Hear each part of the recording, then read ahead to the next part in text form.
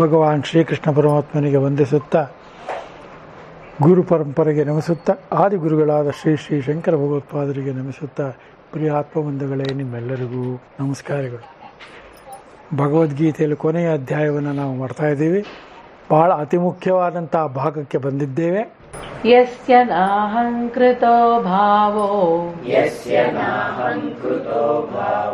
ಬುದ್ಧಿರ್ಯಸ್ಯ ನ ಲಿಪ್ಯತೆ ಹತ್ವಾಪಿ ಸ ಇಮಾನ್ ಲೋಕಾನ್ ನ ಹಂತಿ ನ ನಿಬಧ್ಯತೆ.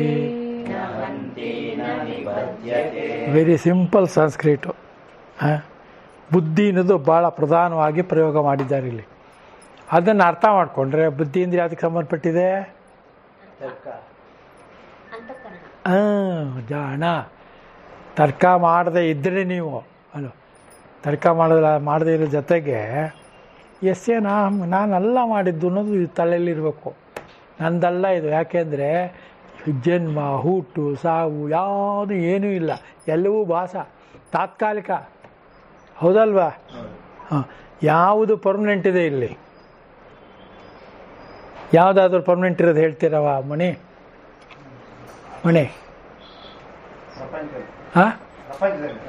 ಪ್ರಪಂಚದಲ್ಲೇ, ನಾವಿರೋ ಜಾಗದಲ್ಲೇ ಯಾವುದು ಪರ್ಮನೆಂಟ್ ಅನ್ನೋದು ಇಲ್ಲ. ಎಲ್ಲದಕ್ಕೂ ಕಾಲ, ದೇಶ.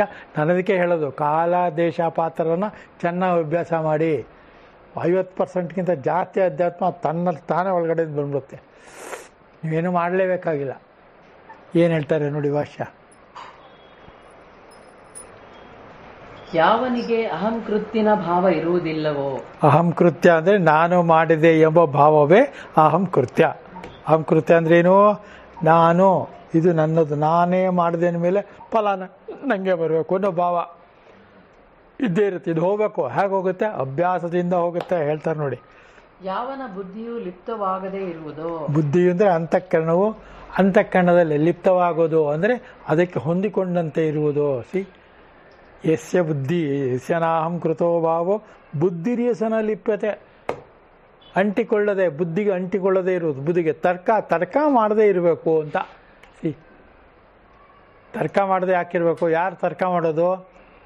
ಅನುಮಾನ ಇರೋದು ಒಂದು, ಕುತೂಹಲ ಇರೋದು ಒಂದು. ಹೌದಾ? ಅನುಮಾನ, ಕುತೂಹಲ ಯಾರಿಗಿಲ್ಲವೋ ಅವನು ಜ್ಞಾನಿ ಆಗ್ತಾನೆ ಅಂತ ಅರ್ಥ. ತುಂಬ ಈಸಿ ಅಲ್ವಾ? ಏನಿದೆ ಅಲ್ವಾ, ನಿಜ, ಏನು ತಲೆ ಎಲ್ಲ ಆಡ್ತಾನೆ ಅಂತ ಈ ಕೂತಿರೋರು ಹೇಳ್ತಾರೆ. ಇಲ್ಲಿ ಕೂತ್ಕೊಂಡು ಹೇಳ್ತಾ ಇರ್ತಾನಲ್ಲ ಅವನಿಗೇನೆ. ಅದಕ್ಕೋಸ್ಕರನೇ ಇದೆಲ್ಲ ದ್ವೈತ, ಅದ್ವೈತ, ವಿಶಿಷ್ಟಾದ್ವೈತ ಎಲ್ಲ ಅಧ್ಯಾತ್ಮದ ಒಳಗಡೆಯಲ್ಲಿ ಭಾಗಗಳು ಅಷ್ಟೇ. ನಿಜದಲ್ಲಿ ಅಧ್ಯಾತ್ಮದಲ್ಲಿ ಭಾಗ ಅನ್ನೋದು ಇರುವುದಿಲ್ಲ. ಇರುತ್ತಾ? ಏಕಂ ಏವಂ ಅದ್ವಯಂ ಬ್ರಹ್ಮ ನೇಹನ ನಾಸ್ತಿ ಕಿಂಚನ ಅನ್ನೋದು ಅಧ್ಯಾತ್ಮನಲ್ವಾ? ಅದಕ್ಕೋಸ್ಕರ ಸದಸದ್ವಿಲಕ್ಷಣಂ. ಅದಕ್ಕೋಸ್ಕರ ಯಸ್ಯ ಬ್ರಹ್ಮ. ಎಷ್ಟು ಚೆನ್ನಾಗಿ ಹೇಳ್ತಾರೆ. ಈ ಶ್ಲೋಕ ಇದೆ ನೋಡಿ, ಇದನ್ನು ಧಾರಣೆ ಮಾಡ್ಕೊಂಡ್ಬಿಡ್ಬೇಕು, ಲಿಂಗಧಾರಣೆ ಥರ. ಏನ್ ಹೇಳ್ತಾರೆ? ಅವನು ಈ ಲೋಕಗಳನ್ನು ಕೊಂದರೂ ಕೊಲ್ಲುವುದಿಲ್ಲ, ನಿಬದ್ಧನಾಗುವುದಿಲ್ಲ ಅಂದ್ರೆ ಅದಕ್ಕೆ ಹೊಣೆಯಾಗುವುದಿಲ್ಲ. ನಿಬದ್ಧತೆ ಅಂದ್ರೆ ಹೊಣೆಯಾಗುವುದು. ನನ್ನ ಕರ್ಮಕ್ಕೆ ಯಾರು ಹೊಣೆ? ನನ್ನ ಜನ್ಮಕ್ಕೆ ಯಾರು ಹೊಣೆ? ನಾನು ಅಂತ ಹೇಳಾಗಿಲ್ಲ.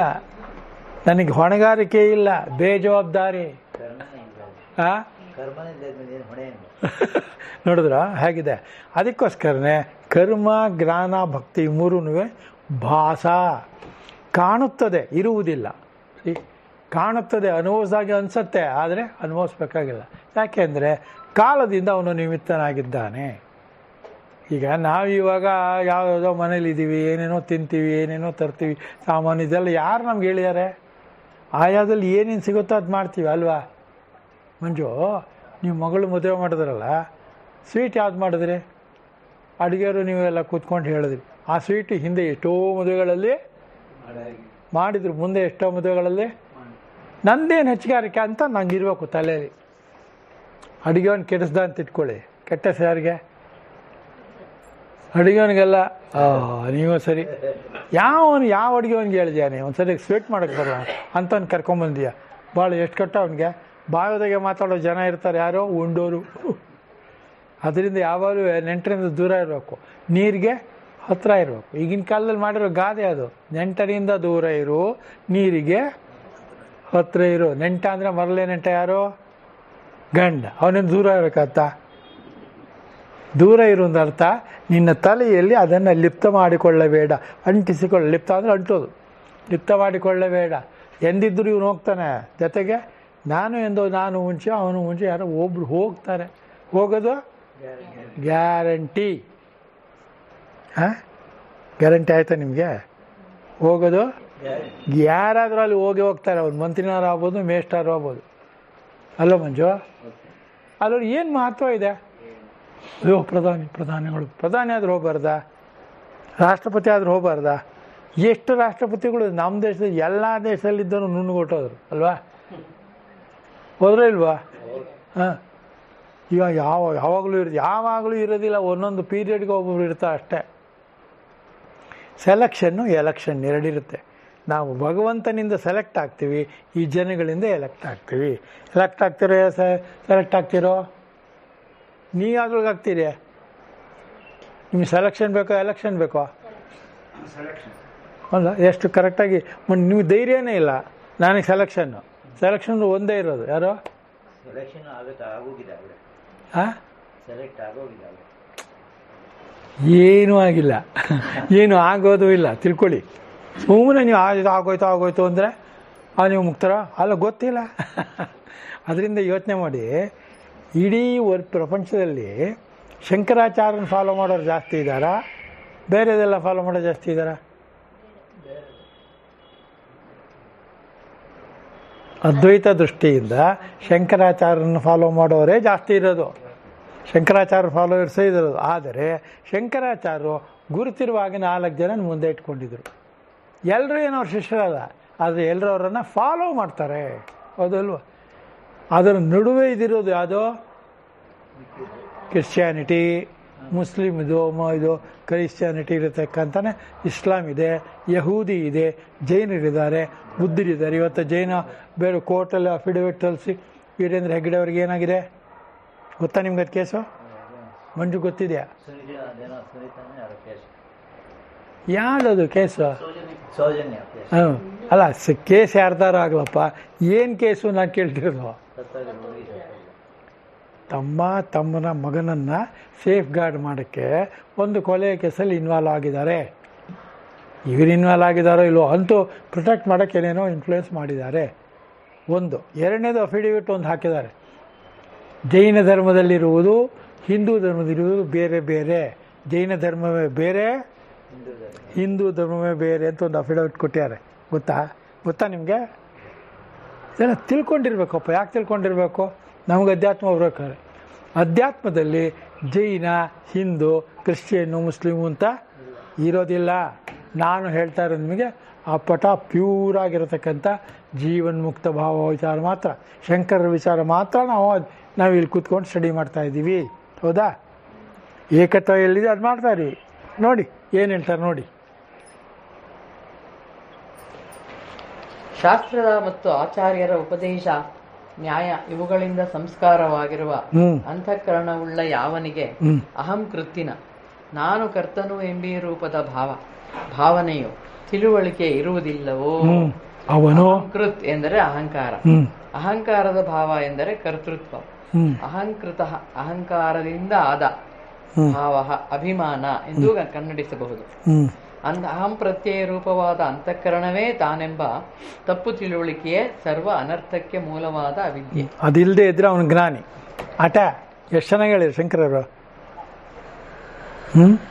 ಹೇಳಿ ಮುಂದಕ್ಕೆ. ಅವಿದ್ಯೆಯಿಂದ ಆತ್ಮನಲ್ಲಿ ಕಲ್ಪಿತವಾಗಿರುವ ಅಧಿಷ್ಠಾನವೇ ಮುಂತಾದ ಈ 5 ಎಲ್ಲಾ ಕರ್ಮಗಳಿಗೂ ಕರ್ತೃಗಳೇ ಹೊರತು ನಾನಲ್ಲ. ನಾನಾದರೂ ಇವುಗಳ ವ್ಯಾಪಾರಗಳಿಗೆ ಸಾಕ್ಷಿಯಾಗಿ ಇರುವವನು. ನ್ಯಾಯಂಬ ವಿಪರೀತಂಬ ಕೇಳಿದಿರಲ್ವಾ? ಶರೀರಂ ಆತ್ಮನೋ ವೀರ್ಯತೆ ಕರ್ಮ ಪ್ರಾರಭತೆ ನರಃ ನ್ಯಾಯಂಬ ವಿಪರೀತಂಬ ತಸ್ಯ ಪಂಚಯತೆ ತಸ್ಯ ಹೇತವಾಹ.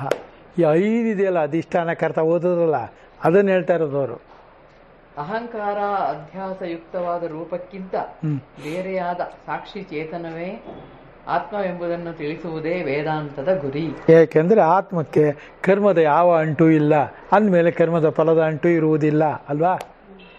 ಕ್ಲೀನಾಗಿ ಹೇಳ್ತಾ ಇದ್ದಾರ. ಏನು ನಿಮ್ಮ ಕಷ್ಟ ಏನಿದೆ ಭಗವದ್ಗೀತೆ? ನಮಗೆ ಜೀವನನೇ ಕಷ್ಟ. ಅಧ್ಯಾತ್ಮ ಈಸಿ, ಈಸಿ ಆಗಿರೋದು ನಮ್ಗಾಗಲ್ಲ. ಯಾಕೆಂದ್ರೆ ಅದು ಅರ್ಥ ಮಾಡ್ಕೊಂಬಿಟ್ರೆ ಜೀವನನೇ ಮಾಡೋಕ್ಕಲ್ಲ. ತಪ್ಪು. ಅಧ್ಯಾತ್ಮವನ್ನು ಯಾರು ಕೈ ಹಿಡ್ಕೋತಾರೋ ಜೀವನವು ಅವನ ಕೈ ಹಿಡಿಯುತ್ತದೆ. ಜೀವನ ಅಂದರೆ ಬದುಕು. ಬಗೆ ಬಂದೇ ಬರುತ್ತೆ. ಸಾವು ಬರುತ್ತೆ, ಊಟ ಬರುತ್ತೆ, ಕಾಯಿಲೆ ಬರುತ್ತೆ, ಬರಲ್ವಾ? ನೀವೇನೆಂಥ ಅಧ್ಯಾತ್ಮವಾಗಿರಿ, ಏನಾರು ಆಗಿರಿ, ಏನಾರು ಅಂತ ಬರುತ್ತೆ. ಹೌದಲ್ವಾ? ಹಾಂ, ಹೊಸ ಸಿಎಂ ಡೆಲ್ಲಿ ಸಿಎಂ ಹೆಂಗ್ ನೀವೆಲ್ಲ ಮ್ಯಾನೇಜ್ ಮಾಡ್ತೀರಾ ಅಂದ್ರೆ ಅಧ್ಯಾತ್ಮನ ಕೈ ಹಿಡಿ, ಎಲ್ಲ ಅದೇ ನಾನು ಕೈ ಹಿಡ್ಕೊಂಡು ಕರ್ಕೊಂಡು ಹೋಗಿ. ಅಷ್ಟು ಅರ್ಥ ಆಯ್ತಾ ಮಂಜು?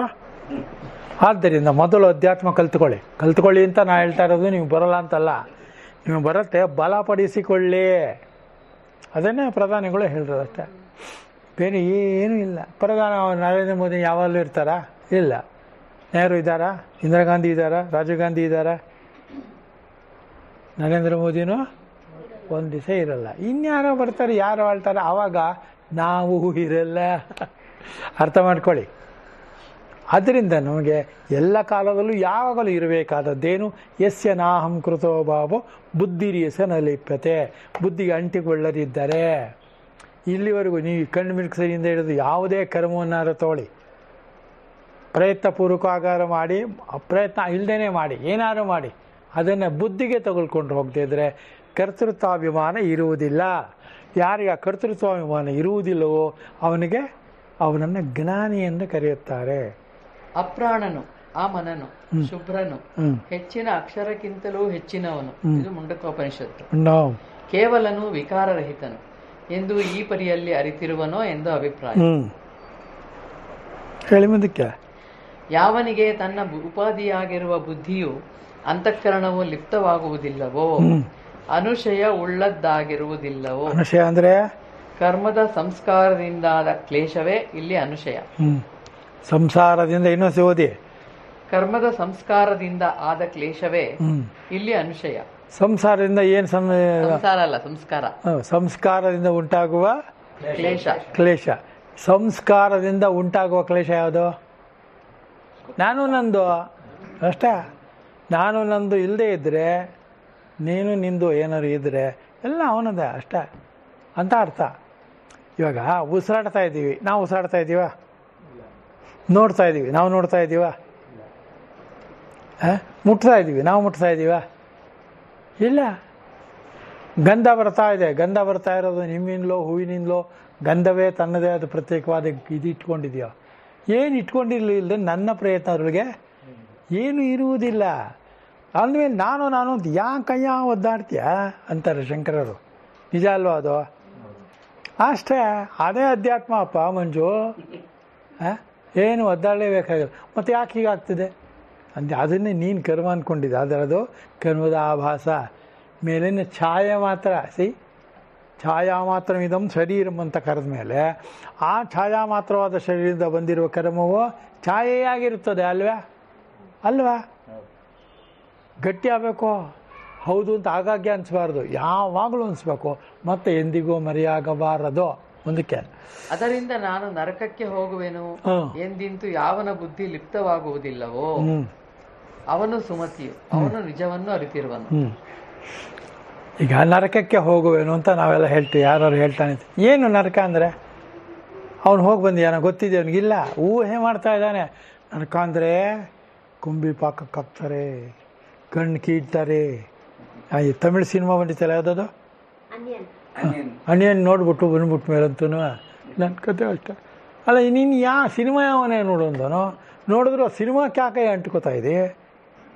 ಯಸ್ಯನಾಮಕೃತ ಭಾವ ಬುದ್ಧಿಗೆ ಅಂಟ್ಕೊಳ್ಳೋದು ಆಮೇಲೆ ವಿಚಾರ. ಸಿನಿಮಾಕ್ಕೆ ಅಂಟ್ಕೊಂಡ್ಬಿಟ್ಟಿದ್ವಲ್ಲ, ಲೆಕ್ಕ ಹಾಕ್ಕೊಳ್ಳಿ. ಸಿನಿಮಾ ಅನ್ನೋದು ಭಾಷ ಅಲ್ವಾ? ಸ್ಕ್ರೀನ್ ಪ್ಲೇ ಬರೀತಾರಲ್ವಾ, ಡೈಲಾಗ್ ಬರೀತಾರಲ್ವಾ, ಆ್ಯಕ್ಟ್ ಮಾಡ್ತಾನಲ್ವಾ?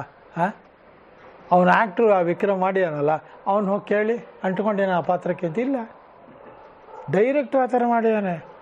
ಅದ್ರೊಳಗೆ ಏನು ಆ ಸಿನಿಮಾದಲ್ಲಿ ತೋರಿಸೋದೆಲ್ಲ ಕೊಂಬಿ ಪಾಕಕ್ಕೆ ಹಾಕೋದು, ಆ ಹುಳುಗಳೆಲ್ಲ ತಿನ್ನಿಸೋದು, ಇದೆಲ್ಲ ತೆಗಿತಾರಲ್ಲ, ನೋಡ್ಬಿಟ್ಟು ಜನ ಭ್ರಮೆ ಆಗ.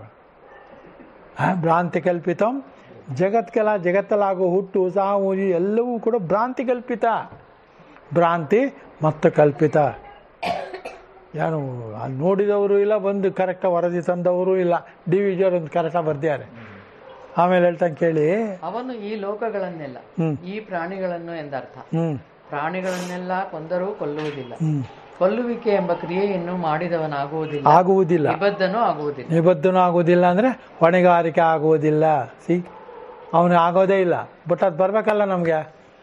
ಇದೇನೆ ವಿವೇಕ ಚೂಡಾವಣೆಗೆ ಪೂರ್ತಿ ಡೀಲ್ ಮಾಡಿರೋದು. ಆ ಕೊಲ್ಲುವಿಕೆಯ ಕಾರ್ಯವಾದ ಅಧರ್ಮ ರೂಪವಾದ ಫಲದ ಸಂಬಂಧ ಉಳ್ಳವನಾಗುವುದೂ ಇಲ್ಲ. ಅಧರ್ಮ ರೂಪದಲ್ಲಿರತಕ್ಕಂಥದ್ದು ಕನೋಫಲ ಅಂದರೆ ಊಹೆ. ಅದನ್ನು ಯಾಕೆ ಕಟ್ಕೊಂಡು ಸಾಯ್ತಾ ಇರ್ತಾರೆ? ನಾವು ಸತ್ರೆ ನರಕ ಹೋಗ್ತೀವೋ, ಇದಕ್ಕೆ ಹೋಗ್ತೀವೋ, ಏನು ಅರ್ಥ ಆಗಂದರೆ, ನೀವು ಬಿಡಿ ಸ್ವಾಮಿ ಭಗವದ್ಗೀತೆ ಓದ್ತಾ ಇದ್ದೀರಿ, ನಿಮಗೆ ಸ್ವರ್ಗನೇ ಪ್ರಾಪ್ತಿ, ಇವನು ಗೊತ್ತಿರೋ ಥರ. ಹಾಗಾದ್ರೆ ನಿನಗೆ ನರಕ ನಿಮ್ಗೆ ಕೇಳಿಲ್ಲ, ನಾನು ನಿಮ್ದು ಕೇಳಿದ್ಮೇಲೆ ನಾನು ಹೋಗ್ತೀನಿ ನರಕಕ್ಕೆ ಅಂದ್ಬಿಡೋದು. ಹಾಗಾದ್ರೆ ಯಾರು ನರಕ ಹೋಗೋರು ಯಾರು? ಮೊದಲು ಇರಬೇಕಲ್ಲ ನರಕ ಅನ್ನೋದು. ನೀನು ನರಳಾಡೋದು ನಿಲ್ಸಯ್ಯ, ಆಮೇಲೆ ನರಕ ಗಿರ್ಕ ಎಲ್ಲ ನರಳಾಡೋದು ನಿಲ್ಲಿಸ್ಬೇಕು. ಏನಿಲ್ಲ, ಇದು ಒಂದು ದಿವಸ ಕ್ಲೋಸ್ ಆಗುತ್ತೆ ಅಷ್ಟೇ. ಒಂದು ದಿವಸ ಶುರುವಾಗಿದೆ, ಒಂದು ದಿವಸ ಕ್ಲೋಸ್ ಆಗುತ್ತೆ. ಹೇಳಿ ನೀನು ಕೈವಾಡ ಏನಂತ ಏನೂ ಇಲ್ಲ. ಅದೇ ನರೇಂದ್ರ ಮೋದಿ ಅವರು ಹೇಳಿರೋದು. ಹೌದಾ? ಎಷ್ಟು ಚೆನ್ನಾಗಿ ಹೇಳ್ಯಾರಲ್ವಾ? ಅದಕ್ಕೆ ಆತ್ಮನಲ್ಲಿ ದೃಷ್ಟಿ ಭೇದದಿಂದ ಕರ್ತೃತ್ವ ಅಕರ್ತೃತ್ವಗಳು. ದೃಷ್ಟಿಭೇದ. ಈಗ ನಮಗೆ ಸೃಷ್ಟಿ ಚೇಂಜ್ ಆಗಬೇಕಾಗಿಲ್ಲ, ನಾವು ಮಾಡೋಕ್ಕಾಗಲ್ಲ ಅದನ್ನ. ಹಾಗೆ ನಮಗೆ ಚೇಂಜ್ ಆಗಬೇಕಾಗಿರೋದೇನು? ದೃಷ್ಟಿ ಚೇಂಜ್ ಆಗಬೇಕು. ದೃಷ್ಟಿ ಯಾಕೆ ಚೇಂಜ್ ಆಗಲ್ಲ? ಯಾಕೆ ಅಂದರೆ ಜನ್ಮಾಂತರದಿಂದ ನಾವು ಪ್ರಾಕ್ಟೀಸ್ ಮಾಡ್ಕೊಂಬಂದಿದ್ವಿ ದ್ವಂದ್ವವನ್ನು. ದ್ವಂದ್ವ ವಿಮುಕ್ತ ಸುಖ ದುಃಖ ಸಂಗೈ. ಸಂಗೈ ಅಂದರೆ ಹೆಸರು ಅಂತ. ಮುಂದಕ್ಕೆ ಆಕ್ಷೇಪ. ಇದು ಸ್ತುತಿಯಾದರೂ ಕೊಂದರೂ ಕೊಲ್ಲುವುದಿಲ್ಲ ಎಂದು ಹೇಳಿರುವುದು ವಿರುದ್ಧವಲ್ಲವೇ? ಅಲ್ವೇ? ಪರಿಹಾರ. ಇದೇನು ತಪ್ಪಲ್ಲ. ಏಕೆಂದರೆ ಲೌಕಿಕ ಪಾರಮಾರ್ಥಿಕ ಎಂಬ ಬೇರೆ ಬೇರೆಯ ದೃಷ್ಟಿಗಳ ಅಪೇಕ್ಷೆಯಿಂದ ದೃಷ್ಟಿಕೋನ ಬೇರೆ. ದೇಹಾದಿಗಳೇ ಆತ್ಮ ಎಂಬ ಬುದ್ಧಿಯಿಂದ ನಾನು ಕೊಲ್ಲುವವನು ಎಂದು ತಿಳಿಯುವ ಲೌಕಿಕ ದೃಷ್ಟಿಯನ್ನು ಆಶ್ರಯಿಸಿ ಕೊಂದರು ಎಂದಿದ್ದಾನೆ. ಮೇಲೆ ತಿಳಿಸಿರುವ ಪಾರಮಾರ್ಥಿಕ ದೃಷ್ಟಿಯನ್ನು ಅವಲಂಬಿಸಿ ಕೊಲ್ಲುವುದೂ ಇಲ್ಲ, ಬದ್ಧನಾಗುವುದೂ ಇಲ್ಲ ಎಂದು ಹೇಳಿರುತ್ತಾನೆ. ಹೀಗೆ ಇವೆರಡೂ ಹೊಂದುತ್ತದೆ. ನೋಡಿ, ಉದಾಹರಣೆಗೆ ಹೇಳ್ತೀನಿ. ನನ್ನ ಸ್ನೇಹಿತರೊಬ್ಬರು ಸ್ಕೂಟ್ರಲ್ಲಿ ಹೋಗ್ತಾ ಇದ್ರು. ನನಗೆ ಎಲ್ಲ ಒಂದು ಕಡೆ ತೆಗೆದುಕೊಳ್ಳುವಾಗ ಈ ಹಿಂದೇನೂ ಒಬ್ರು ಕೂತಿದ್ರು, ಬಿದ್ದೋದ್ರು ತೆಳಗಡೆಗೆ. ಬಿದ್ದೋದ್ಮೇಲೆ ಪೊಲೀಸ್ನವ್ರು ಬಂದ, ನೋಡ್ದ, ತೆಗೆದಿಟ್ಟ. ಇದಕ್ಕೆ ಇವರು ಭಗವದ್ಗೀತೆ ಕೇಳ್ತಾ ಇದ್ಮೇಲೆ ಇವ್ರಿಗೆ ಯಾಕೆ ಅದು ಹೋಗಲ್ಲ ಜಾರು ಬೀಳ್ಬೇಕಾಯ್ತ? ಭಗವದ್ಗೀತೆ ಕಾಪಾಡಬೇಕಾಯ್ತಲ್ಲ. ಆದರೆ ಬುದ್ಧಿ ಲಿಪ್ಯತೆ. ಅಕಸ್ಮಾತ್ ಟರ್ನ್ ಮಾಡಿದಾಗ ಬಿದ್ದರೆ ಅಂತ ಏನು ಅವ್ರು ಅಂದ್ಕೊಂಡೇ ಇರಲ್ಲ. ಅದನ್ನೇ ಆಕ್ಸಿಡೆಂಟ್ ಅನ್ನೋದಲ್ವಾ? ಬಿದ್ದರು ಎದ್ಮೇಲೆ ಅವ್ರು ಮಾಡೋದು, ಆಮೇಲೆ ನೋಡಿದ್ರೆ ಏನೂ ಆಗಿಲ್ಲ ಅವ್ರಿಗೆ. ಎಲ್ಲ ಲಂಚು ಬಿದ್ದರೆ ಆಗಿರುತ್ತೆ. ಹೌದಲ್ವಾ? ಇದು ನಿಮ್ಗೆ ಉದಾಹರಣೆ ಹೇಳ್ತಾ ಇರೋದು. ಮಣಿ ಗೊತ್ತಾಯ್ತಾ? ಉದಾಹರಣೆ ಅಂತ ಗೊತ್ತಾಯ್ತಾ? ಇವರಿಬ್ಬರೇ ನೆನ್ನೆ ಆಗಿದ್ದು. ಇಲ್ಲೇ ಇದ್ದಾರೆ ನೋಡಿ ಉದಾಹರಣೆ. ಏನೋ ಡಿಸ್ಕಸ್ ಮಾಡ್ಕೊಂಡು ಭಗವದ್ಗೀತೆಯಲ್ಲಿ ಡಿಸ್ಕಸ್ ಮಾಡ್ಕೊಂಡು ಒಳ್ಳೆ ಇದು. ಹಾಗೆ ಥಿಂಕ್ ಮಾಡಿದ ಕ್ಷಣಕ್ಕೆ ಆಗಬಾರ್ದು ಅಂತ ಏನಿದೆ? ಹೇಳ್ತೀರಾ? ಹೇಳೋಕ್ಕಾಗಲ್ಲ. ಅದೇ ಬೇರೆ, ಇದೇ ಬೇರೆ. ಇದು ಕರ್ಮಭಾಗ, ಬಿದ್ದಿದ್ದು. ಎದ್ದಿದ್ದು ಪುಣ್ಯಭಾಗ. ಪುಣ್ಯ ಅನ್ನೋದೇ ಇಲ್ಲ, ಭಾಗ. ಆ ಭಾವ ಅಂತ ಹೇಳೋದು. ಈಗ ಮಾತಾಡ್ತಾ ಇರುವಾಗ, ಪ್ರವಚನ ಮಾಡ್ತಾ ಇರುವಾಗ ಬಾಯಿಗೆ ಏನೋ ಒಂದು ದಬ್ಬಿಂದ ತೆಗೆದು ಮಾತ್ರ ಹಾಕೊಳ್ಳೋ ಅನುಭವ ನಂಜೆ ಹಾಕ್ಕೊಳ್ಳೋರು. ಯಾರೋ ಒಬ್ರು ಶಿಷ್ಯರು, ಏನು ನೀವು ಯಾವಾಗ ನೋಡಿದ್ರು ಮಾತ್ರ ಹಾಕೋತಾ ಇರ್ತಿಲ್ಲ, ಯಾಕೆ ಅಂತ. ಅದು ಜ್ಞಾನದ ಗುಳಿಗೆ ಅಂದ್ರು ಅವರು.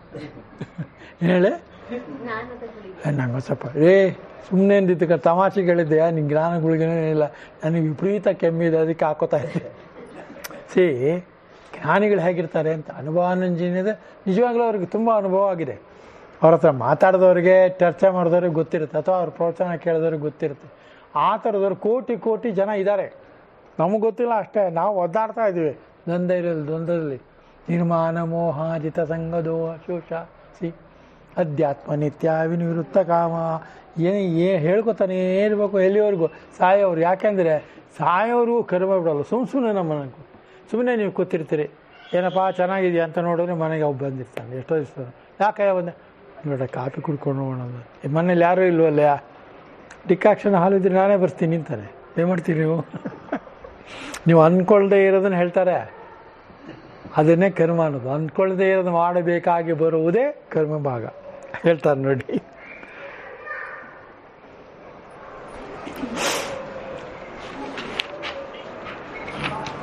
ಆಕ್ಷೇಪ. ಆತ್ಮನೊಬ್ಬನೇ ಕರ್ತೃವೆಂದು ಯಾವನು ತಿಳಿಯುತ್ತಾನೋ ಅವನು ಅರಿಯನು.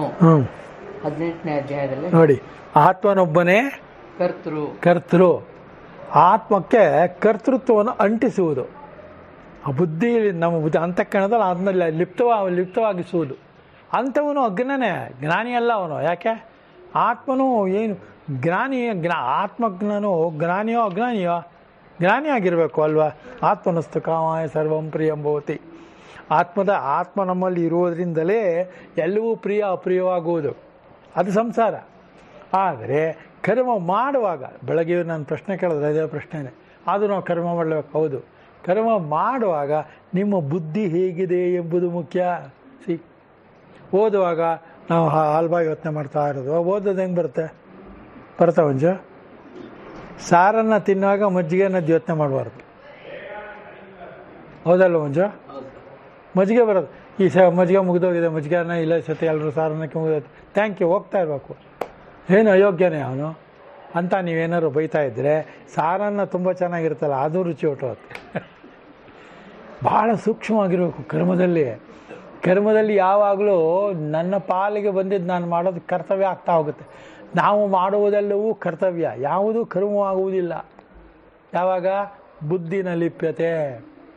ಎಷ್ಟು ಚೆನ್ನಾಗಿದೆ ನೋಡಿ, ಬುದ್ಧಿನ ಅಂಟ್ಸ್ಕೋಬಾರ್ದು.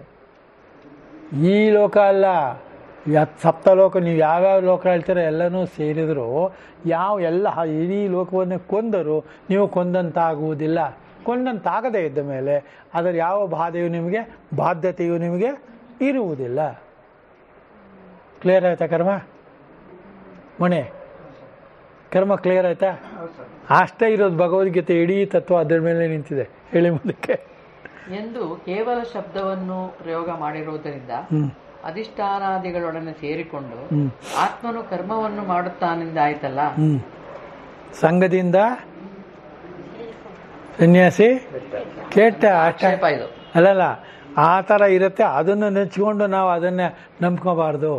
ಅದರಿಂದ ಇಲ್ಲಿ ಹೇಳುವಂಥ ಮಾತು ನೀವು ಗಂಭೀರವಾಗಿ ಕೇಳಿ. ಸಮಾಧಾನ. ಇದೇನೂ ತಪ್ಪಲ್ಲ, ಏಕೆಂದರೆ ಆತ್ಮನು ವಿಕಾರವಿಲ್ಲದ ಸ್ವಭಾವದವನಾಗಿರುವುದರಿಂದ ಅಧಿಷ್ಠಾನಾದಿಗಳೊಡನೆ ಅವನು ಕೂಡಿಕೊಂಡಿರುವನೆಂಬುದೇ ಹೊಂದೋದಿಲ್ಲ. ವಿಕಾರವುಳ್ಳವನಿಗಲ್ಲವೇ ಮಿಕ್ಕ ವಸ್ತುಗಳೊಡನೆ ಕೂಡಿಕೊಳ್ಳುತ್ತಾನೆಂದು ಹೊಂದುತ್ತದೆ. ನಾವು ಕರ್ಮಿಯಾಗಿ ಕರ್ಮದ ಎಲ್ಲ ಭಾಗಗಳು ನನಗೆ ಸೇರಿದ್ದು ಅಂತ ನಾನು ಅಂದುಕೊಳ್ಳುವಾಗ ಆತ್ಮಭಾವ ನಿಮ್ಗೆಲ್ಲಿರುತ್ತೆ? ಇರೋದೇ ಇಲ್ಲ. ಆದ್ದರಿಂದ ಆತ್ಮಭಾವ ಬಂದ ಮೇಲೆ ಇದ್ಯಾವುದೂ ಇರಲ್ಲ. ಇಲ್ಲಿ ಬಾಹ್ಯಕರಣ ಹೇಳಿಲ್ಲ, ಅಂತಃಕರಣದಲ್ಲಿರೋ ಬುದ್ಧಿಯನ್ನು ಪ್ರಧಾನವಾಗಿ, ತರ್ಕವನ್ನೇ ಪ್ರಧಾನವಾಗಿ ಹೇಳಿದೆ ಕರ್ಮದಲ್ಲಿ. ಅಲ್ಲ, ಯೋಚನೆ ಮಾಡಿ, ಒಂದು ಕೇಳಿ. ಅವುಗಳೊಡನೆ ಕೂಡಿಕೊಂಡು ಕರ್ತೃವಾಗುತ್ತಾನೆಂಬುದು ಹೊಂದುತ್ತದೆ. ಆದರೆ ಯಾವ ವಿಕಾರವೂ ಇಲ್ಲದ ಆತ್ಮನಿಗೆ ಯಾವುದರೊಡನೆ ಕೂಡಿಕೊಳ್ಳುವುದು ಆಗುವಂತಿಲ್ಲ. ಆದ್ದರಿಂದ ಮಿಕ್ಕವುಗಳೊಡನೆ ಒಟ್ಟುಗೂಡಿ ಕರ್ಮವನ್ನು ಮಾಡುವ ಕರ್ತೃತ್ವವು ಅವನಿಗೆ ಹೊಂದುವುದಿಲ್ಲ. ಹೇಗೆಂದರೆ ದಾರ ಉದ್ದಕ್ಕಿದೆ, ಗಂಟಾಕ್ಬೇಕು. ಗಂಟಾಕ್ಬೇಕಾದ್ರೆ ಎರಡು ಇರ್ಬೇಕಲ್ವಾ ಮಂಜು? ಕೇಳ್ಕೊತಾ ಇದ್ದೀರಾ? ಏನು ಗಂಟೆ ಇಲ್ಲದ ನೀವು ಗಂಟೆ ಹಾಕ್ಬೇಕು ಅದಕ್ಕೆ? ಇಲ್ಲದೇ ಇರೋದನ್ನು ಗಂಟೆ ಹಾಕೋದು. ಅದೇ ಮದುವೆ ಅಂದರೆ ಅದು ಗಂಟು ಹಾಕಿಕೊಳ್ಳುವುದು. ಇಲ್ಲದೇ ಇರುವುದನ್ನು ಹೊತ್ತಿಕೊಳ್ಳುವುದು. ಹೊತ್ಕೊಂಡ್ಮೇಲೆ ನನಗೆ ಭಾರ ಅಂತಿರೋದು, ಹೌದಾ ಇಲ್ವಾ? ಕತ್ತೆಯ ಕೆಲಸ ಅದು. ಅಂದರೆ ನಿಮ್ಗೆ ಅಲ್ಲದೆ ಇರೋದನ್ನು ನಿಮ್ಮದು ಅನ್ಕೋತೀರಾ, ನಿಮ್ಮದು ಅಂತ ನೀವು ಅಂದ್ಕೊಂಡ ಮೇಲೆ ಇದಕ್ಕೆ ಒಂದೊಂದಾಗಿ ಅಂಟು ಬರುತ್ತೆ ಅಲ್ವಾ? ಯಾವಾಗಲೂ ಯಸ್ಯನಾಹಂ ಕೃತೋ ಭಾವ ಬುದ್ಧಿರ್ ಯಸ್ಯನ ಲಿಪ್ಯತೆ ಹತ್ವಾಪಿ ಸೈಮಾನ್ ಲೋಕಾನ್. ಎಲ್ಲ ಲೋಕಗಳನ್ನು ಹತ್ಯೆ ಮಾಡಿದರು. ಎಷ್ಟು ಚೆನ್ನಾಗಿದೆ. ನನಗಂತೂ ಈ ಶ್ಲೋಕ ಸಿಕ್ಕಾಪಟ್ಟ ಹಿಡಿಸುತ್ತೆ. ಸಿಕ್ಕಾಪಟ್ಟೆ ಹೇಳಿದ್ದೀನಿ ಸತ್ತೆ ನಾನು. ಹೇಳ್ತಾನೆ ನೋಡಿ. ಆದ್ದರಿಂದ ಆತ್ಮನಿಗೆ ಕೇವಲನಾಗಿರುವುದು ಸ್ವಭಾವವೇ ಆಗಿರುವುದರಿಂದ ಇಲ್ಲಿರುವ ಕೇವಲ ಎಂಬ ಶಬ್ದವು ಬರಿಯ ಅನುವಾದವಾಗಿರುತ್ತದೆ. ಹೊರಚಾಗಿರುತ್ತದೆ ಎಂದು ಅರ್ಥ ಮಾಡಬಾರ್ದು. ಆತ್ಮನು ಇದೆಲ್ಲಕ್ಕೂ ಹೊರಚಾಗಿದ್ದಾನೆ ಅಲ್ಲ. ಅವನು ಅಲ್ಲೇ ಇದ್ದರೂ ಕೂಡ ಯಾವುದನ್ನು ಹೊಚ್ಚಿಕೊಳ್ಳುವುದು, ಯಾವುದು ಅವನಿಗೆ ಅಂಟುವುದಿಲ್ಲ, ಅಂಟೇ ಇಲ್ಲ. There is no camel in this gum, it is not a gum.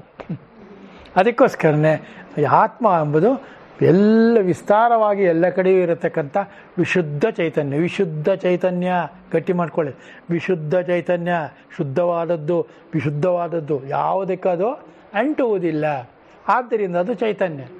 ಚೈತನ್ಯವು ಎಲ್ಲ ಕಡೆಯೂ ಇರುವುದರಿಂದ ಅದು ವಿಶಾಲವಾಗಿದೆ, ವಿಶುದ್ಧವಾಗಿದೆ, ವಿಲಕ್ಷಣವಾಗಿದೆ. ಪಂಚಕೋಶ ವಿಲಕ್ಷಣ ಹೌದಲ್ವ? ಆದ್ದರಿಂದ ಆತ್ಮವು ಪರಿಶುದ್ಧವಾದದ್ದು. ಅದಕ್ಕೆ ಯಾವುದೇ ರೀತಿಯಾದಂಥ ಕರ್ಮದ ಅಂಟು ಇಲ್ಲ. ಕರ್ಮದ ಅಂಟು ಇಲ್ಲದೆ ಇದ್ಮೇಲೆ ಕರ್ಮ ಫಲದ ಅಂಟು ಇರುವುದಿಲ್ಲ. ಕರ್ತೃತ್ವವು ಅವನಿಗೆ ಹೊಂದುವುದಿಲ್ಲ ಇದೆ. ಹೇಳಿ. ಏಕೆಂದರೆ ಆಗ ಆತ್ಮನು ಸ್ವತಂತ್ರನಲ್ಲವೆಂದು ಮತ್ತೊಬ್ಬರ ಪ್ರಯೋಜನಕ್ಕಾಗಿ ಕೆಲಸ ಮಾಡುವವನೆಂದು ಆಗುತ್ತದೆ. ಆವಾಗೇನಾಗತ್ತೆ? ನಮಗೋಸ್ಕರ ಕೆಲಸ ಮಾಡ್ತಾ ಇದ್ದಾನೆ ಆತ್ಮನ? ಇಲ್ಲ, ಆತ್ಮನಿಗೋಸ್ಕರ ನಾವು ಮಾಡ್ತಾ ಇದ್ದೀವಿ ಅಲ್ವಾ? ನಾನು ಅನ್ನೋದೇ ಇಲ್ಲ ಅಂದಮೇಲೆ ಆತ್ಮನು ಎಲ್ಲವನ್ನೂ ಮಾಡ್ತಾ ಇದ್ದಾನೆ. ಯಾರಿಗೋಸ್ಕರವೂ ಅಲ್ಲ. ಅದೊಂದು ಚಿದ್ವಿಲಾಸ, ಅದೊಂದು ವಿಲಾಸ. ಯಾರಿಗೋಸ್ಕರ ಮಾಡ್ತಾ ಇದ್ದಾರೆ ಹೇಳಿ ನೋಡೋಣ. ಶಂಕರ ಭಗವತ್ಪಾದರಿಗೆ ಆತ್ಮ ಇತ್ತೋ ಇಲ್ವೋ? ಆತ್ಮವೇ ಶಂಕರನಾಗಿ ಎಲ್ಲರಿಗೂ ಹೇಳಿದ್ರೋ ಇಲ್ವೋ? ಶಂಕರರು ಬರುತ್ತಿರ್ತಕ್ಕಂಥ ಭಾಷೆ ಇದೆಲ್ಲ ಇದರಿಂದ ಯಾರಿಗೆ, ಶಂಕರರಿಗೆ ಏನು ಲಾಭ ಹೇಳಿ? ಯಾರಿಗೋಸ್ಕರ ಬರೆದಿರೋದು ಇದು? ಇಡೀ ಲೋಕಕ್ಕೆ ಮಾಡಿದ, ಅದಕ್ಕೆ ಲೋಕಶಂಕರ ಅವರು. ಅದೊಂದು ಅವತಾರ. ಅವತಾರ ಅಂದರೆ ಯಾವುದೇ ಸ್ವಾರ್ಥವಿಲ್ಲದೆ ಬೇರೆಯವರಿಗೆ ತೆಗೆದು ಕೊಡುತ್ತಂತೆ, ಅದು ಲೋಕಶಂಕರ. ನೋಡಿ ಎಷ್ಟು ಚೆನ್ನಾಗಿ ಹೇಳ್ತಾರೆ. ಆತ್ಮನಿಗೆ ಕೇವಲನಾಗಿರುವುದು ಸ್ವಭಾವವೇ ಆಗಿರುವುದರಿಂದ ಇಲ್ಲಿರುವ ಕೇವಲ ಎಂಬ ಶಬ್ದವು ಬರಿಯ ಅನುವಾದವಾಗಿರುತ್ತದೆ, ಒಂಟಿಯಾದ ಎಂಬರ್ಥ ಉಳ್ಳದ್ದಲ್ಲ. ಏಕೆಂದರೆ ಆತ್ಮನು ಯಾವಾಗಲೂ ಕೇವಲನು, ಅದ್ವಿತೀಯನು. ಅದ್ವಿತೀಯನು ಅಂದರೆ ತನಗಿಂತ ಬೇರೆಯದಾದ ಇನ್ನೊಂದು ಇಲ್ಲದೆ ಇರುವವನು ಯಾವನೋ ಅವನು ಅದ್ವಿತೀಯನು. ಹೌದಾ? ಅದ್ವಿತೀಯ ಅಂದರೆ ಏನು? ಎರಡಲ್ಲದ್ದು. ತನಗಿಂತ ಬೇರೆಯಾದದ್ದು ಇನ್ನೊಂದಿಲ್ಲ ಅಂದರೆ ಎಲ್ಲ ಕಡೆನೂ ನಾನೇ ಇದೀನಿ ಅಂತ ಅರ್ಥ ಅಲ್ವಾ? ಆ ಅರ್ಥ ಮಾಡಬೇಕು. ಅವಾಗ ನಿಮಗೆ ಅನುಭವನೂ ಆಗುತ್ತೆ, ಅಧ್ಯಯನವೂ ಆಗುತ್ತೆ. ಆತ್ಮನು ವಿಕಾರವಿಲ್ಲದವನೆಂಬುದು ಶ್ರುತಿಯಿಂದಲೂ ಸ್ಮೃತಿಯಿಂದಲೂ ನ್ಯಾಯದಿಂದಲೂ ಪ್ರಸಿದ್ಧವಾಗಿರುತ್ತದೆ. ಹಾಗಿದೆಯಲ್ಲ ಪ್ರಸಿದ್ಧ. ಇಲ್ಲೇ ಆಯಾ ಭಾಗಗಳನ್ನು ಓದಿ ತಿಳಿದುಕೊಳ್ಳತಕ್ಕದ್ದು, ಓದದೇ ಇದ್ದರೂ ಕೇಳಿ ತಿಳಿದುಕೊಳ್ಳತಕ್ಕದ್ದು, ಕೇಳದೇ ಇದ್ದರೂ ನಿಮಗೆ ಹೊಳೆಯತಕ್ಕದ್ದು.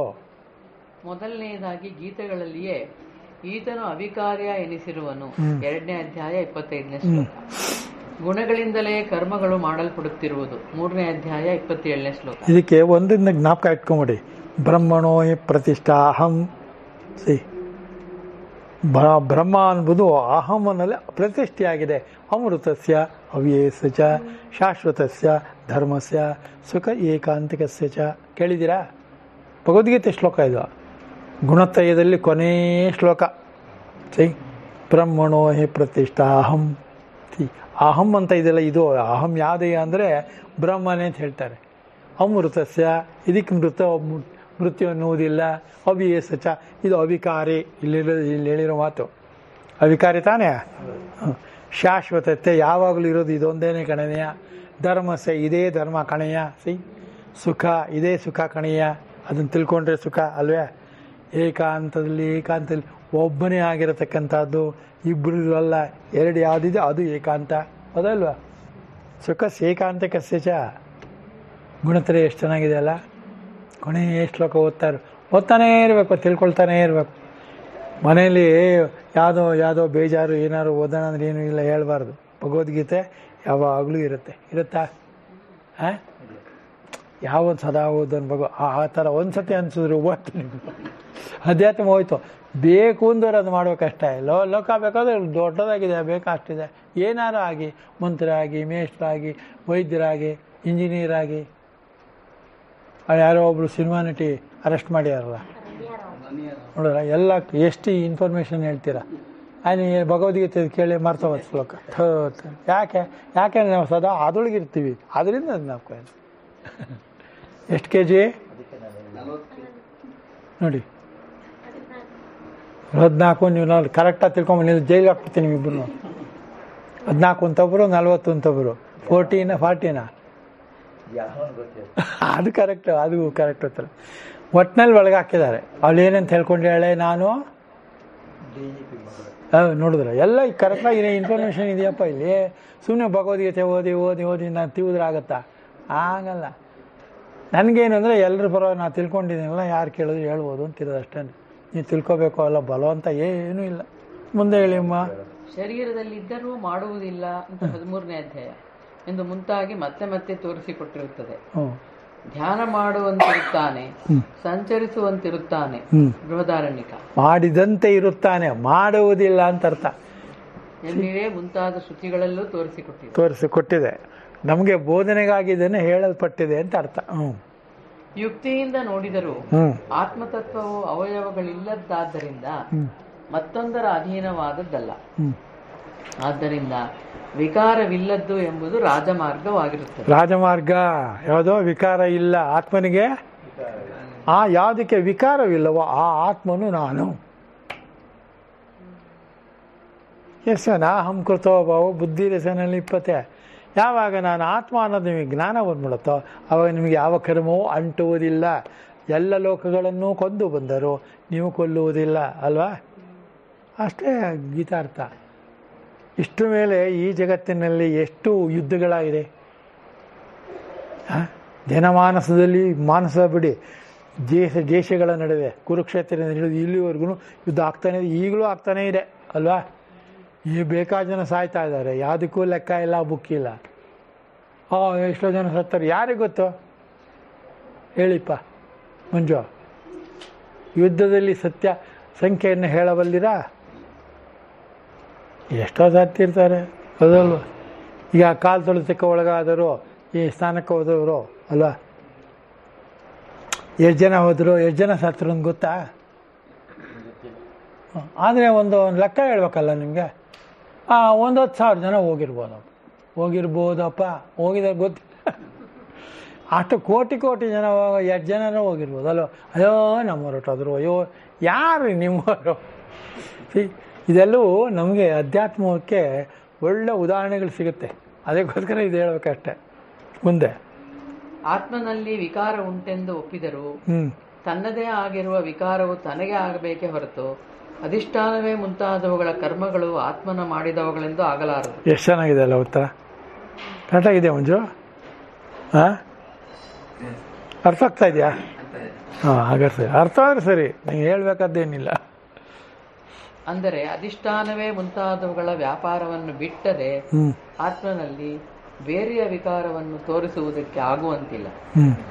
ಅದಕ್ಕೋಸ್ಕರ ಅಧಿಷ್ಠಾನಂ ಕರ್ತ ಕರ್ಣ ಇದೆಲ್ಲ ಹೇಳಿ ಅಂತ ಹೇಳೋದು ಅಲ್ವ? ವಿವಿಧ ಚೇಷ್ಟ ಪಂಚಯಿತೆ ತಸ್ಸ ಹೇತವ, 5 ಇದೆಯಲ್ಲ ಪಂಚಯಿತೆ ತಸ್ಸ ಹೇತವ, ಇದಕ್ಕೆ ಕಾರಣ ಅದು. ಈ ಲೋಕದಲ್ಲಿ ಕರ್ಮ ಅಂತ ಒದ್ದಾಡ್ತಾ ಇರೋರಿಗೆಲ್ಲ ಈ 5 ಕಾರಣ ಇದೆ ಅಂತ ಅರ್ಥ. ನನಗೆ ಹಂಗಿಲ್ಲ. ಯಾಕೆ? ನಾನು ಯಾವುದೂ ವಿಕಾರವಿಲ್ಲದ, ಯಾವುದೇ ವಿಶುದ್ಧವಾಗಿರತಕ್ಕಂಥ ಆತ್ಮವಾಗಿರುವುದರಿಂದ ನನಗೆ ಯಾವುದೂ ಇಲ್ಲ ಅಲ್ವಾ? ಆತ್ಮವು ಏನು? ವಿಶುದ್ಧ ಚೈತನ್ಯ, ಅವನೇ ಪರಮಾತ್ಮನು. ಹೇಳಿ. ಏಕೆಂದರೆ ಒಬ್ಬನು ಮಾಡಿದ ಕರ್ಮವು ಅದನ್ನು ಮಾಡದೇ ಇರುವ ಮತ್ತೊಬ್ಬನಿಗೆ ಬಂದು ಸೇರಿಕೊಳ್ಳಲಾರದು. ಹೌದಾ? ಆಗತ್ತಾ ಮಂಜು? ನೀವು ಮಾಡಿದ ಕರ್ಮ ನಂಗಂಟತ್ತ? ನಾನು ಮಾಡಿದ್ದು ನಿಮಗೂ ಕೂಡ ಅಂಟುವುದಿಲ್ಲ. ಅಂದರೆ ಅದೇ ಅವರವರ ಕರ್ಮ ಅವರವ್ರಿಗೆ, ದಟ್ ಮ್ಯಾನ್ಸ್ ಕರ್ಮ ಅವ್ರಿಗೆ ಅಂದರೆ ಏನರ್ಥ? ಆ ಕರ್ಮದ ಅನುಭವವೂ ಕೂಡ ಅವನಿಗೆ ಸೇರಲ್ಲ. ಯಾಕೆ?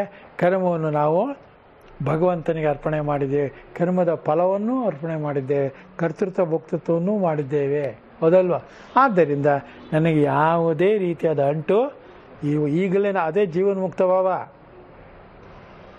ಬಂತ ನಿಮಗೆ ರಮೇಶ್? ಜೀವನ್ಮುಕ್ತ ಭಾವ ಬಂದ್ಬಿಡ್ತಾ? ಓಕೆ, ಮುಂದಕ್ಕೆ. ಯಾವುದಾದರೂ ಅವಿದ್ಯೆಯಿಂದ ಸೇರಿದ್ದೋ ಅದು ಅವನದಲ್ಲ. ಹೇಗೆ ಬೆಳ್ಳಿಯ ಧರ್ಮವು ಕಪ್ಪೆ ಚಿಪ್ಪನದಲ್ಲವೋ, ಹೇಗೆ ಹುಡುಗರು ತಪ್ಪು ತಿಳುವಳಿಕೆಯಿಂದ ಸೇರಿಸಿದ ತಲವು ಮಲಿನವಾಗಿರುವುದೆಂಬ ದೋಷವು ಆಕಾಶದ್ದಲ್ಲವೋ, ಹಾಗೆ ಅಧಿಷ್ಠಾನಾದಿಗಳ ವಿಕಾರವು ಅವುಗಳದ್ದೇ ಆದೀತೆ ಹೊರತು ಆತ್ಮದ್ದಾಗುತ್ತಾ? ಆಗದೇ ಇಲ್ಲ. ಅದು ಯಾವುದಕ್ಕೂ ಕಾರಣವಲ್ಲ, ಅದಷ್ಟೇ ನಡೀತಾ ಇರುತ್ತೆ ಅಲ್ವಾ? ಹೇಳಿ ಮಂಜು, ಅರ್ಥ ಆಗ್ತಾ ಇದೆಯಾ? ಚಿಟ್ಟೆಗೆ ಬೇಕಾದಷ್ಟು ಬಣ್ಣ ಬಣ್ಣದ ಆಕಾರಗಳೆಲ್ಲ ಇದೆ, ಇದೆಯೋ ಇಲ್ವೋ? ಆ ಚಿಟ್ಟೆಗೆ ಕಾಲ ಎಷ್ಟು ಗೊತ್ತಾ? ಕಾಲ ಒಂದೇ ಅಂದ್ರೆ ಏನು? ಒಂಡೇನೂ ಅಲ್ಲ, 1 ಅವರ್ ಅಷ್ಟೆ. 1 ಅವರ್ ಮೇಲೆ ಅದು ಇರೋದೇ ಇಲ್ಲ. ನೀವು ಅದೇ ಥರದ್ದು ಇನ್ನೊಂದು ಚಿಟ್ಟೆ ಕಾಣಬಹುದು ಅಷ್ಟೇ. ಅಂದರೆ ಅಷ್ಟೊಳಗಡೆ ಎಷ್ಟು ಚಂದದ ಸುಂದರವಾದಂಥ ಚಿಟ್ಟೆಯನ್ನು ನೋಡ್ತೇವೆ ನಾವು. ಹುಲ್ಕಲ್ಲು ಅಂತ ನಾವು ಊರಿತ್ತಲ್ಲ, ಅಲ್ಲಿದ್ದಾಗ ಇತ್ಲಗಡೆ ಹೋಗ್ಬಿಟ್ರೆ ಬೇಕಾದಷ್ಟು ಚಿಟ್ಟೆಗಳು, ಒಂದೊಂದು ಕಲರು, ಬ್ಲ್ಯಾಕ್ ಆ್ಯಂಡ್ ವೈಟಿಂದ ಹಿಡಿದು, ಕಲರಿಂದ ಹಿಡಿದು, ಹಳದಿಯಿಂದ ಹಿಡಿದು, ಎಷ್ಟು ಸಖತ್ತಾಗಿದೆ ಆ ಚಿಟ್ಟೆ. ನೀವು ಇಷ್ಟ ಇಲ್ವಾ? ಎಷ್ಟು ಚೆನ್ನಾಗಿರುತ್ತೆ ಚಿಟ್ಟೆ, ಅದನ್ನು ಹಿಡಿಬಾರ್ದು, ನೋಡ್ಬೇಕಷ್ಟೆ. ಆ 1 ಅವರ್ಲಿ ಅದು ಎಷ್ಟಿರುತ್ತೆ ಅಷ್ಟು ಕೂಡ ಈ ಮನುಷ್ಯ ತಿಳಿ ಮಾಡ್ಕೊಳ್ಳಲ್ಲ. ತನ್ನ ಬುದ್ಧಿಯನ್ನು ತಿಳಿ ಮಾಡಿಕೊಂಡ್ರೆ ಇದು ಯಾವ ಪ್ರಶ್ನೆನೂ ಬರೋದಿಲ್ಲ. ಹೇಳಿ ಮುಂದಕ್ಕೆ. ಆದ್ದರಿಂದ ನಾನು ಮಾಡಿದ್ದೆಂಬ ಭಾವವು ಬುದ್ಧಿಗೆ ಲೇಪವೂ ಇಲ್ಲದ್ದರಿಂದ ಜ್ಞಾನಿಯು ನಿಜವಾಗಿ ಕೊಲ್ಲುವುದಿಲ್ಲ, ಬದ್ಧನಾಗುವುದೂ ಇಲ್ಲ ಎಂದು ಹೇಳಿದ್ದು ಸರಿಯೇ. ಮುಂದಕ್ಕೆ ಹೇಳ್ತಾ ಹೋಗಿ. ಇವನು ಕೊಲ್ಲುವುದೂ ಇಲ್ಲ, ಕೊಲ್ಲಲ್ಪಡುವುದೂ ಇಲ್ಲ ಎಂದು ಪ್ರತಿಜ್ಞೆ ಮಾಡಿ ಹುಟ್ಟುವುದಿಲ್ಲ, ನಜಾಯತೆ ಇದರಲ್ಲಿ ಬರುತ್ತಲ್ಲ 2ನೇ ಅಧ್ಯಾಯದಲ್ಲಿ, ಮುಂತಾದ ಹೇತು ವಚನದಿಂದ ಆತ್ಮನು ವಿಕಾರರಹಿತನೆಂಬುದನ್ನು ಹೇಳಿ ಯಾವನು ಇವನು ಅವಿನಾಶಿ ಎಂದು ತಿಳಿದಿರುವನೋ ಎಂದು ಜ್ಞಾನಿಗೆ ಕರ್ಮದಲ್ಲಿ ಅಧಿಕಾರವಿಲ್ಲ ಎಂಬುದನ್ನು ಈ ಶಾಸ್ತ್ರದ ಆದಿಯಲ್ಲಿಯೇ ಸಂಕ್ಷೇಪದಿಂದ ಹೇಳಿ ನಡುವೆ ಅಲ್ಲಲ್ಲಿ ಪ್ರಸಕ್ತಿಯನ್ನು ಮಾಡಿ ವಿಸ್ತಾರವಾಗಿ ಹೇಳಿರುವುದನ್ನು ಇಲ್ಲಿ ಮತ್ತೆ ಶಾಸ್ತ್ರಾರ್ಥವನ್ನು ಒಟ್ಟುಗೂಡಿಸಿ ತಿಳಿಸುವುದಕ್ಕಾಗಿ ಜ್ಞಾನಿಯು ಕೊಲ್ಲುವುದೂ ಇಲ್ಲ, ಬದ್ಧನಾಗುವುದೂ ಇಲ್ಲ ಎಂದು ಭಗವಂತನ ಉಪಸಂಹಾರ ಮಾಡಿರುತ್ತಾನೆ. ಉಪಸಂಹಾರಕ್ಕೆ ಹೇಳಿರೋದೇ ಹೊರತು, ಬೋಧನೆ ಹೇಳಿರೋ ಹೊರತು ಇದು ಯಾವುದೇ ರೀತಿಯಾದ ವಿಕಾರ ಇದರೊಳಗೆ ಇಲ್ವೇ ಇಲ್ಲ. ಇದೆಯಾ? ಇದೆಯಾ ರಮೇಶ್? ಅಷ್ಟೇ. ಎಷ್ಟು ಕ್ಲಿಯರ್ ಆಗಿದೆಯಲ್ಲ, ಯಾಕೆ ಒದ್ದಾಡ್ತೀರಿ?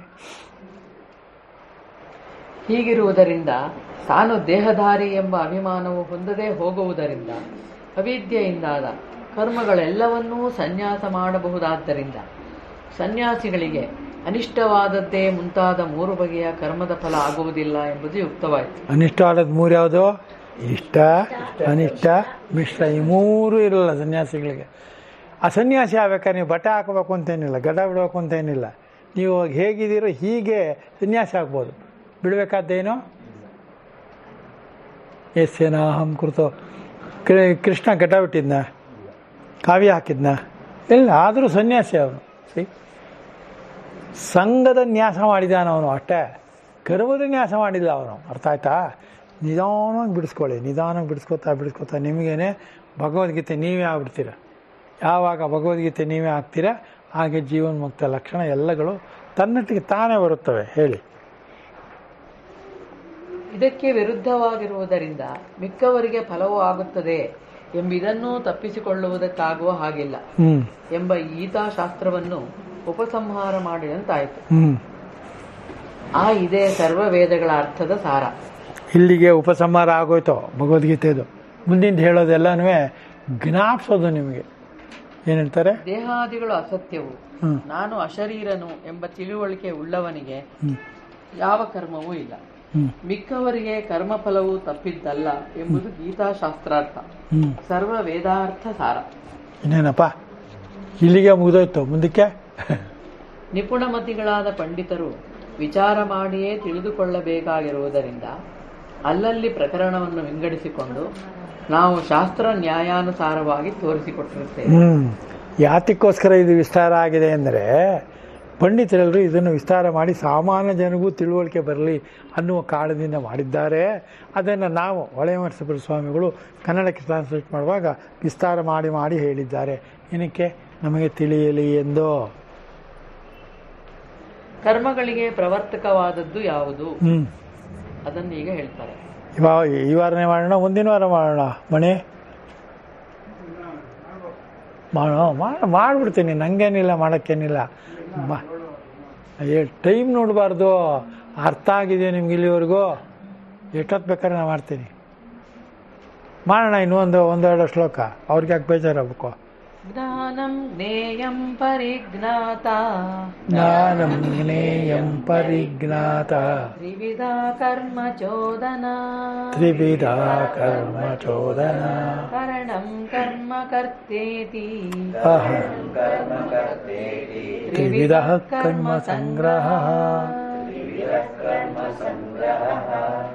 ಜ್ಞಾನ ಜ್ಞೇಯ ಪರಿಜ್ಞಾತೃ ಎಂದು ಕರ್ಮಚೋದನೆಯು 3 ವಿಧ. ಹ್ಮ್ ಕರಣ ಕರ್ಮ ಕರ್ತ ಎಂದು ಕರ್ಮ ಸಂಗ್ರಹವು 3 ವಿಧ. ಭಗವದ್ಗೀತೆಯಲ್ಲಿ ಎಲ್ಲೆಲ್ಲಿ ತ್ರಿವಿಧ 3 ಬರುತ್ತೆ, ಗುಣತ್ರಯ ಅಂತ ತಿಳ್ಕೋಬೇಕು. ಹೇಳಿ, ಗುಣ ಎಲ್ಲಾನು ಗುಣಗಳಿಂದ ಆಗೋದು. ಆ ಗುಣಗಳಿಂದ ಆಗೋದನ್ನೇ ಇಲ್ಲಿ ತ್ರಿವಿಧ ಕರ್ಮಚೋದನ, ಕರ್ಮ ಸಂಗ್ರಹ, ಆಮೇಲೆ ಇದೇ ನೆಕ್ಸ್ಟ್ ಇರತಕ್ಕಂಥ ಇನ್ನೊಂದು ಪರಿಜ್ಞಾತರು, ಆಮೇಲೆ ಇರತಕ್ಕ ಕರ್ಮ ಸಂಗ್ರಹ. ಆಮೇಲೆ ಇದನ್ನು ಹೇಳೋ ರೀತಿ ಭೇದ ಕೂಡ 3 ಥರ ಇದೆ. ಭೇದ 3 ಥರ, ಸಂಗ್ರಹ 3 ಥರ, ಮತ್ತು ಅದು ಇರತಕ್ಕಂಥ ವಿಚಾರ ಅದನ್ನು ಹೇಳ್ತಾರೆ ನೋಡಿ. ಜ್ಞಾನ ಯಾವುದರಿಂದ ಅರಿಯುತ್ತಾರೋ ಅದು ಜ್ಞಾನವು ಅಲ್ವೇ ಎಂದು ಸರ್ವ ವಿಷಯಕವಾದ ಅರಿವನ್ನು ಇಲ್ಲಿ ಸಾಮಾನ್ಯವಾಗಿ ಜ್ಞಾನ ಎಂದು ಕರೆಯುತ್ತಾರೆ. ಸಾಮಾನ್ಯವಾಗಿ ಜ್ಞಾನ ಅಂತ ಹೇಳಿದೆ. ಅಧ್ಯಾತ್ಮವಾಗಿ ಜ್ಞಾನವು ಪ್ರಜ್ಞೆಯಾಗುತ್ತದೆ ಅಲ್ವಾ. ಅಂದರೆ ಹಾಲು ಮೊಸರಾದಂತೆ ಅಲ್ಲ, ಹಾಗೆ ಉದಾಹರಣೆಗೋಸ್ಕರ ಹೇಳಿರೋದು ಹೊರತು ಪ್ರಜ್ಞೆ ಅನ್ನತಕ್ಕಂಥದ್ದು ಬೇರೆ. ಇವಾಗ ನೋಡಿ, ಪೂರ್ಣ ಪ್ರಜ್ಞಾ ಸ್ಕೂಲ್ ಅಂತಿದೆ. ಪೂರ್ಣ ಜ್ಞಾನ ಸ್ಕೂಲ್ ಇದೆಯಾ? ಪೂರ್ಣ ಜ್ಞಾನ ಅಂತಿಲ್ಲ, ಪೂರ್ಣ ಪ್ರಜ್ಞಾ ಇದೆ ಅಲ್ವಾ. ಪೂರ್ಣ ಪ್ರಜ್ಞಾ ಪೀಠ ಇದೆ. ಏನೋ ಪೂರ್ಣ ಪ್ರಜ್ಞಾ ಯಾಕೆ ಹೇಳಿದ್ರು, ಜ್ಞಾನ ಯಾಕೆ ಹೇಳಲಿಲ್ಲ, ಜಾಣತನ ಯಾಕೆ ಹೇಳಲಿಲ್ಲ ಅಂದರೆ ಅದಕ್ಕೆ ಹೊಂದುವುದಿಲ್ಲ, ಅದಿಲ್ಲ. ಅದಕ್ಕೋಸ್ಕರ ಹೇಳಲಾಗಿದೆ, ಬೋಧನೆಗಾಗಿ ಹೇಳಲಾಗಿದೆ. ಮುಂದೆ ಜ್ಞಾನ ಅನ್ನೋದು ನಿಮಗೆ ಪ್ರಜ್ಞೆಗೆ ಪೂರಕವಾಗಿದೆ. ಇವಾಗ ಒಂದು ಪರ್ಕೆ ಇದೆಯಪ್ಪ, ಪರ್ಕೆನ ಗುಡಿಸೋ. ಪರ್ಕೆ ಅನ್ನೋದು ಯಾವುದನ್ನ, ಒಂದೊಂದು ಕಡ್ಡಿಯನ್ನು ಪರ್ಕೆ ಅನ್ನಲ್ಲ. ಆದರೆ ಕಡ್ಡಿ ಇರಬೇಕು ಜೊತೆಯಲ್ಲಿ, ಒಟ್ಟಿಗೆ ಇದ್ದಾಗ ಅದು ಪರ್ಕೆ. ಇಲ್ಲೇ ಇದ್ರೆ ಅದು ಪರ್ಕೆ ಕಡ್ಡಿ. ಪರ್ಕೆ ಕಡ್ಡಿನ ಯಾತಕ್ಕೆ ಬಳಸ್ತಾರೆ? ಅಲ್ಲ, ಇನ್ನೊಂದಕ್ಕೆ. ಬ್ರಾಹ್ಮಣರಿಗೆ ಕರೆಕ್ಟಾಗಿರ್ತಾವಲ್ಲ ಜ್ಞಾನ. ಊಟದಲ್ಲೇ ಹಚ್ಚಿದ್ರೆ ಮುತ್ತಿಗೆದೆಲೆ ಅದೇನೇನು, ಈ ಕಡ್ಡಿ ಇರುತ್ತಲ್ಲ, ಈ ಕಡ್ಡಿನ ಸೀಳಿ ಅದ್ರಲ್ಲಿ ಹಚ್ಚೋದು, ಹೌದಾ? ಅದನ್ನು ಹಂಚಿ ಕಡ್ಡಿ ಅಂತ ಕರೀತಾರೆ ಅಲ್ವಾ. ಹಂಚಿ ಕಡ್ಡಿ ಅಂದರೆ ಬಿಡಿ ಬಿಡಿಯಾಗಿರುವ ಕಡ್ಡಿ, ಅದು ಪರ್ಕೆ ಕಡ್ಡಿ ಅಂತಲೂ ಕರಿಬೋದು. ಒಟ್ಟಿಗೆ ಇದ್ದಾಗ ಅದು ಬರೀ ಕಡ್ಡಿಯಿಂದಲಾಗತ್ತೋ? ಇಲ್ಲ. ಅದ್ರ ಮುಂದೆ ಹೂವು ಬಿಡುತ್ತೆ ನೋಡಿ, ಅದ್ರ ಮೇಲೆ ಇರತಕ್ಕಂಥ ರೇಖೆಗಳಿರುತ್ತೆ. ಅದೆಲ್ಲ ಹೋಗ್ಬಿಟ್ರೆ ನಿಮಗೆ ಬಾಣಲೆಗೆ ಹಾಕಿ ಅದು ಇದು ಹುರಿಯೋಕ್ಕೆ ಗಿರಿಯೋಕ್ಕೆ ಸಾಕಾತಲ್ವಾ. ಅವಲಕ್ಕಿ ಪುರಿ ಅದು ಇದು. ಅರಳು ನೋಡಿ, ಎಲ್ಲ ಅರಳು ಅದು ಎಲ್ಲದು ಅದು ಎಂಥದ್ದು ಪಾನಿಪುರಿ ಜೊತೆ ಬರ್ತಲ್ಲಪ್ಪ, ಅಲ್ಲ ಇನ್ನೊಂದು ರೀ, ಅಲ್ಲಪ್ಪ ರೊಟ್ಟಿಗೆ ಇದು ಕೊಟ್ಟು ನಾವು ತರ್ತಾ ಇದ್ವಲ್ಲ, ಎಂಥದ್ದು ಇದರಲ್ಲಿ ಮಾಡೋನಲ್ಲ, ಮುಂದ್ಗಡೆ ಇಟ್ಕೊಂಡು ಅದೆಲ್ಲ ಮಾಡಿಬಿಟ್ಮೇಲೆ ಅದು ಇದೆಲ್ಲ ಹಚ್ಚಿ ಅದೇನೋ ಅದಕ್ಕೆ ಹೆಸರಿದೆಯಪ್ಪ, ಪಾವ್ ಬಜ್ಜಿ. ಪಾವ್ ಬಜ್ಜಿನೇ ಬರ್ತಾಯಿತ್ತು, ಅದು ಇಷ್ಟ ನಮಗೆ. ಅವಾಗ ತಿಂತಿದ್ವಿ. ಇವಾಗೆಲ್ಲ ಮಾರ್ತಾ ಅದು ಅಂಗಡಿಗಳೇ ಹೊಟ್ಟಾಯ್ತು ಕ್ಲೀನಾಗಿ. ಅವಾಗ ಪರ್ಕೆಲಿಗಂತ ಫಸ್ಟ್ ಅಲ್ವಾ, ಹೌದಾ? ದೋಸೆ ಹಾಕೋರು ಮಾಡ್ತಾರೆ. ಯಜಮಾನಂಗೆ ನಿಂಗೆ ಪೂಜೆ ಮಾಡ್ತೀನಿ ನೋಡೋದು, ಯಾವ್ದ್ರಲ್ಲಿ ಮಾಡೋದು ಪೂಜೆ ಇದ್ರೊಳಗೆ. ಆದ್ದರಿಂದ ಈ ಪರ್ಕೆನ ಬೇಕಾಸತಿ ಬೇಕಾಷ್ಟು ಥರ ಬಳಸ್ತಾರೆ. ಆದ್ದರಿಂದ ಇದು ಕೂಡ ಹಾಗೆ, ಒಟ್ಟಿಗೆ ಇದ್ದಾಗ ಹಾಗಿರುತ್ತೆ, ಬಿಡಿ ಬಿಡಿ ಆದಾಗ ಬೇರೆ ಬೇರೆ, ನಮಗೆ ಬೇರೆ ಬೇರೆ ಕಾಣುತ್ತೆ ಅಲ್ವಾ. ಜ್ಞಾನತ್ವದಲ್ಲಿ ನಿಮಗೆ ವಿವಿಧತ್ವ ಇದೆ, ಏಕತ್ವದಲ್ಲಿ ವಿಧತ್ವ ಇಲ್ಲ, ಏಕತ್ವನೇ ಇರೋದು. ಇದರಿಂದ ಆಗಾಗ್ಗೆ ತಲೆಯಲ್ಲಿ ಇಟ್ಕೊಂಡು ಹೋಗ್ತಾ ಇರಬೇಕು, ಅವಾಗ ಸರಿ ಹೋಗುತ್ತೆ. ಜ್ಞೇಯ ಇದರಂತೆಯೇ ಜ್ಞೇಯ ಅರಿಯಲ್ಪಡತಕ್ಕದ್ದು, ಇದನ್ನು ಸಾಮಾನ್ಯವಾಗಿಯೇ ಉಪಯೋಗಿಸಿರುತ್ತದೆ. ಎಲ್ಲವನ್ನೂ ಜ್ಞೇಯ ಎಂದು ಕರೆದಿರುತ್ತದೆ. ಕರೆದಿರುತ್ತದೆ ಬೋಧನೆಗಾಗಿ. ಸಿದ್ಧಿಂ ಪ್ರಾಪ್ತಿ ಯಥಾ ಬ್ರಹ್ಮ ತಥಾಪ್ನೋತಿ ನಿಬೋಧ ಮೇ ಅಂತಿದೆಯಲ್ಲ ಅದು. ಹೀಗೆ ಪರಿಜ್ಞಾತರು ಹ್ಮ್. ಉಪಾಧಿಯಿಂದ ತಿಳಿದು ಬರುವ ಹ್ಮ್. ಅವಿದ್ಯಾ ಕಲ್ಪಿತನಾದ ಹ್ಮ್. ಭೋಕ್ತೃವನ್ನು ಹೀಗೆ ಕರೆದಿದೆ. ಪರಿಜ್ಞಾತ, ಪರಿ ಅಂದರೆ ಬಗೆ, ಜ್ಞಾತ ಅದನ್ನು ತಿಳ್ಕೊಳ್ಳೋ ರೀತಿ ಇದೆಯಲ್ಲ, ಬಗೆ ಬಗೆಯಾಗಿ ತಿಳ್ಕೊತಾರೆ ಅಲ್ವಾ. ನಾನೊಂದು ಕಡ್ಡಿನೋ ಏನೋ ಒಂದು ಇಟ್ಕೊಂಡು ಇದೇನು ಹೇಳಿ ಅಂದರೆ ಒಬ್ಬೊಬ್ಬರು ತಲೆಯಲ್ಲಿ ಒಂದು ಹೊಳೆಯುತ್ತೋ ಇಲ್ವೋ? ಹಾಂ, ಎಲ್ರಿಗೂ ಅದೇ ಹೊಳೆಯಲ್ಲ. ಆ ಥರ ಹೊಳೆದಾಗ ಅದು ಮುಕ್ತಿಗೆ ಸಾಧನವಾಗುತ್ತೆ ಅನ್ನೋದಕ್ಕೋಸ್ಕರವಾಗಿ ಈ ಮಾತನ್ನು ಹೇಳೋದಾಗಿದೆ. ಮುಂದೆ ಹೀಗೆ ಈ ಮೂರು ಸಾಮಾನ್ಯವಾಗಿ ಎಲ್ಲಾ ಕರ್ಮಗಳಿಗೂ ಪ್ರವರ್ತಕವಾಗಿರುವ ಮೂರು ಬಗೆಯಾದ ಕರ್ಮಚೋದನೆ. ಜ್ಞಾನವೂ ಮುಂತಾದ ಮೂರು ಸೇರಿದರಲ್ಲವೇ ಬಿಡುವುದು ತೆಗೆದುಕೊಳ್ಳೋದು ಮುಂತಾದ ಪ್ರಯೋಜನವುಳ್ಳ ಯಾವ ಕರ್ಮವನ್ನಾದರೂ ಮಾಡೋದು. ಎಷ್ಟು ಚೆನ್ನಾಗಿದೆ ಈ ಭಾಗಗಳೆಲ್ಲ, ಓದ್ತಾ ಇರಬೇಕು. ಜ್ಞಾತೃ ಜ್ಞೇಯವನ್ನು ಅರಿತ ಮೇಲೆ ಅದನ್ನು ತೆಗೆದುಕೊಳ್ಳೋದಕ್ಕಾಗ್ಲಿ ಬಿಡುವುದಕ್ಕಾಗ್ಲಿ ಉಪೇಕ್ಷಿಸುವುದಕ್ಕಾಗಲಿ ಇಚ್ಛಿಸುತ್ತಾನೆ ಎಂದು ಅರ್ಥ ಅಲ್ವೇ. ಇದನ್ನ ಅರ್ಥ ಹಾಗೇ ಮಾಡ್ಕೋಬೇಕು. ವಿಶೇಷವಾಗಿ ಅದು ಬಿಟ್ಟು ಬೇರೆ ಮೂರೇ ಅರ್ಥವೇ ಇಲ್ವೇ ಇಲ್ಲ. ನೀವು ಏನು ಮಾಡಿದ್ರು ಇನ್ನೊಂದು ಅರ್ಥ ಹುಡ್ಕೋಕ್ಕಾಗಲ್ಲ, ಅಷ್ಟರ ಮಟ್ಟಿಗೆ ಗಟ್ಟಿ ಆಗಬೇಕು.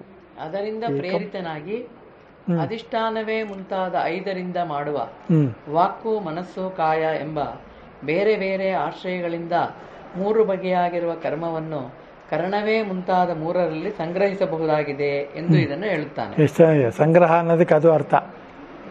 ಅದಾದ್ಮೇಲೆ ಕರ್ಣ ಇದರಿಂದ ಕ್ರಿಯೆಯನ್ನು ಮಾಡುತ್ತಾರಾದ್ದರಿಂದ ಇದು ಕರ್ಣ. ಯಾವುದರಿಂದ ಕ್ರಿಯೆ ಆಗುತ್ತದೋ ಅದು ಕರ್ಣ ಅಷ್ಟ. ಹೊರಗಿನ ಶ್ರೋತೃವೇ ಮುಂತಾದದ್ದು ಮತ್ತು ಒಳಗಿನ ಬುದ್ಧಿಯೇ ಮುಂತಾದದ್ದು ಎಂದ್ರೆ ಮನಸ್ಸು. ಕರ್ಮ ಕರ್ತೃವಿಗೆ ಈಪ್ಸಿತ ತಮವಾದದ್ದು, ಕ್ರಿಯೆಯಿಂದ ವ್ಯಾಪ್ತವಾದದ್ದು. ಈಪ್ಸಿತ ಇಂಗಿತ ಅಂತ ಅರ್ಥ. ನನ್ನ ಮನಸ್ಸಲ್ಲಿ ಹೊಳೆದದ್ದೇ ಇಂಗಿತ, ಅದರಂತೆ ನಾನು ಮಾಡ್ತಾ ಇದ್ದೇನೆ ಅನ್ನತಕ್ಕಂಥದ್ದು ಅದರ ವಿಸ್ತಾರ. ಕರ್ತೃವು ಕ್ರಿಯೆಯಿಂದ ಮುಖ್ಯವಾಗಿ ಯಾವುದನ್ನು ಹೊಂದಬೇಕೆಂದು ಇಚ್ಛಿಸುತ್ತಾನೋ ಅದು ಕರ್ಮವು ಎಂದು ವ್ಯಾಕರಣದ ಪರಿಭಾಷೆ. ಕರ್ತೃ ಕರಣಗಳನ್ನು ಕೆಲಸ ಮಾಡಿಸುವ ಉಪಾಧಿ ಲಕ್ಷಣನಾದ ಜೀವನು. ಹೀಗೆಂದು ಕರ್ಮ ಸಂಗ್ರಹವು 3 ಬಗೆ ಇದರಲ್ಲಿ ಸೇರಿಕೊಂಡಿರುತ್ತದೆ. ಆದ್ದರಿಂದ ಸಂಗ್ರಹ, ಕರ್ಮದ ಸಂಗ್ರಹ, ಕರ್ಮ ಸಂಗ್ರಹ. ಈ 3ರಲ್ಲಿಯೇ ಅಲ್ಲವೇ ಕರ್ಮವು ಸಂಬದ್ಧವಾಗಿರುತ್ತದೆ ಅಲ್ವೇ? ಮುಖ್ಯವಾಗಿ ಇವುಗಳಿಂದಲೇ ಕ್ರಿಯೆ ಉಂಟಾಗುತ್ತದೆ ಅಲ್ವೇ? ಆದ್ದರಿಂದ ಈ 3 ಬಗೆಯಾಗಿರುವುದು ಕರ್ಮ ಸಂಗ್ರಹವು. ಕರೆಕ್ಟಾ ರಮೇಶ್? ಅರ್ಥ ಆಯ್ತಾ?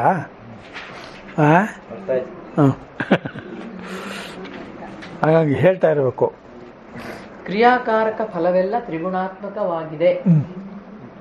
ಮಾಡೋಣ ಮಾಡಿ ಬಿಡಿ.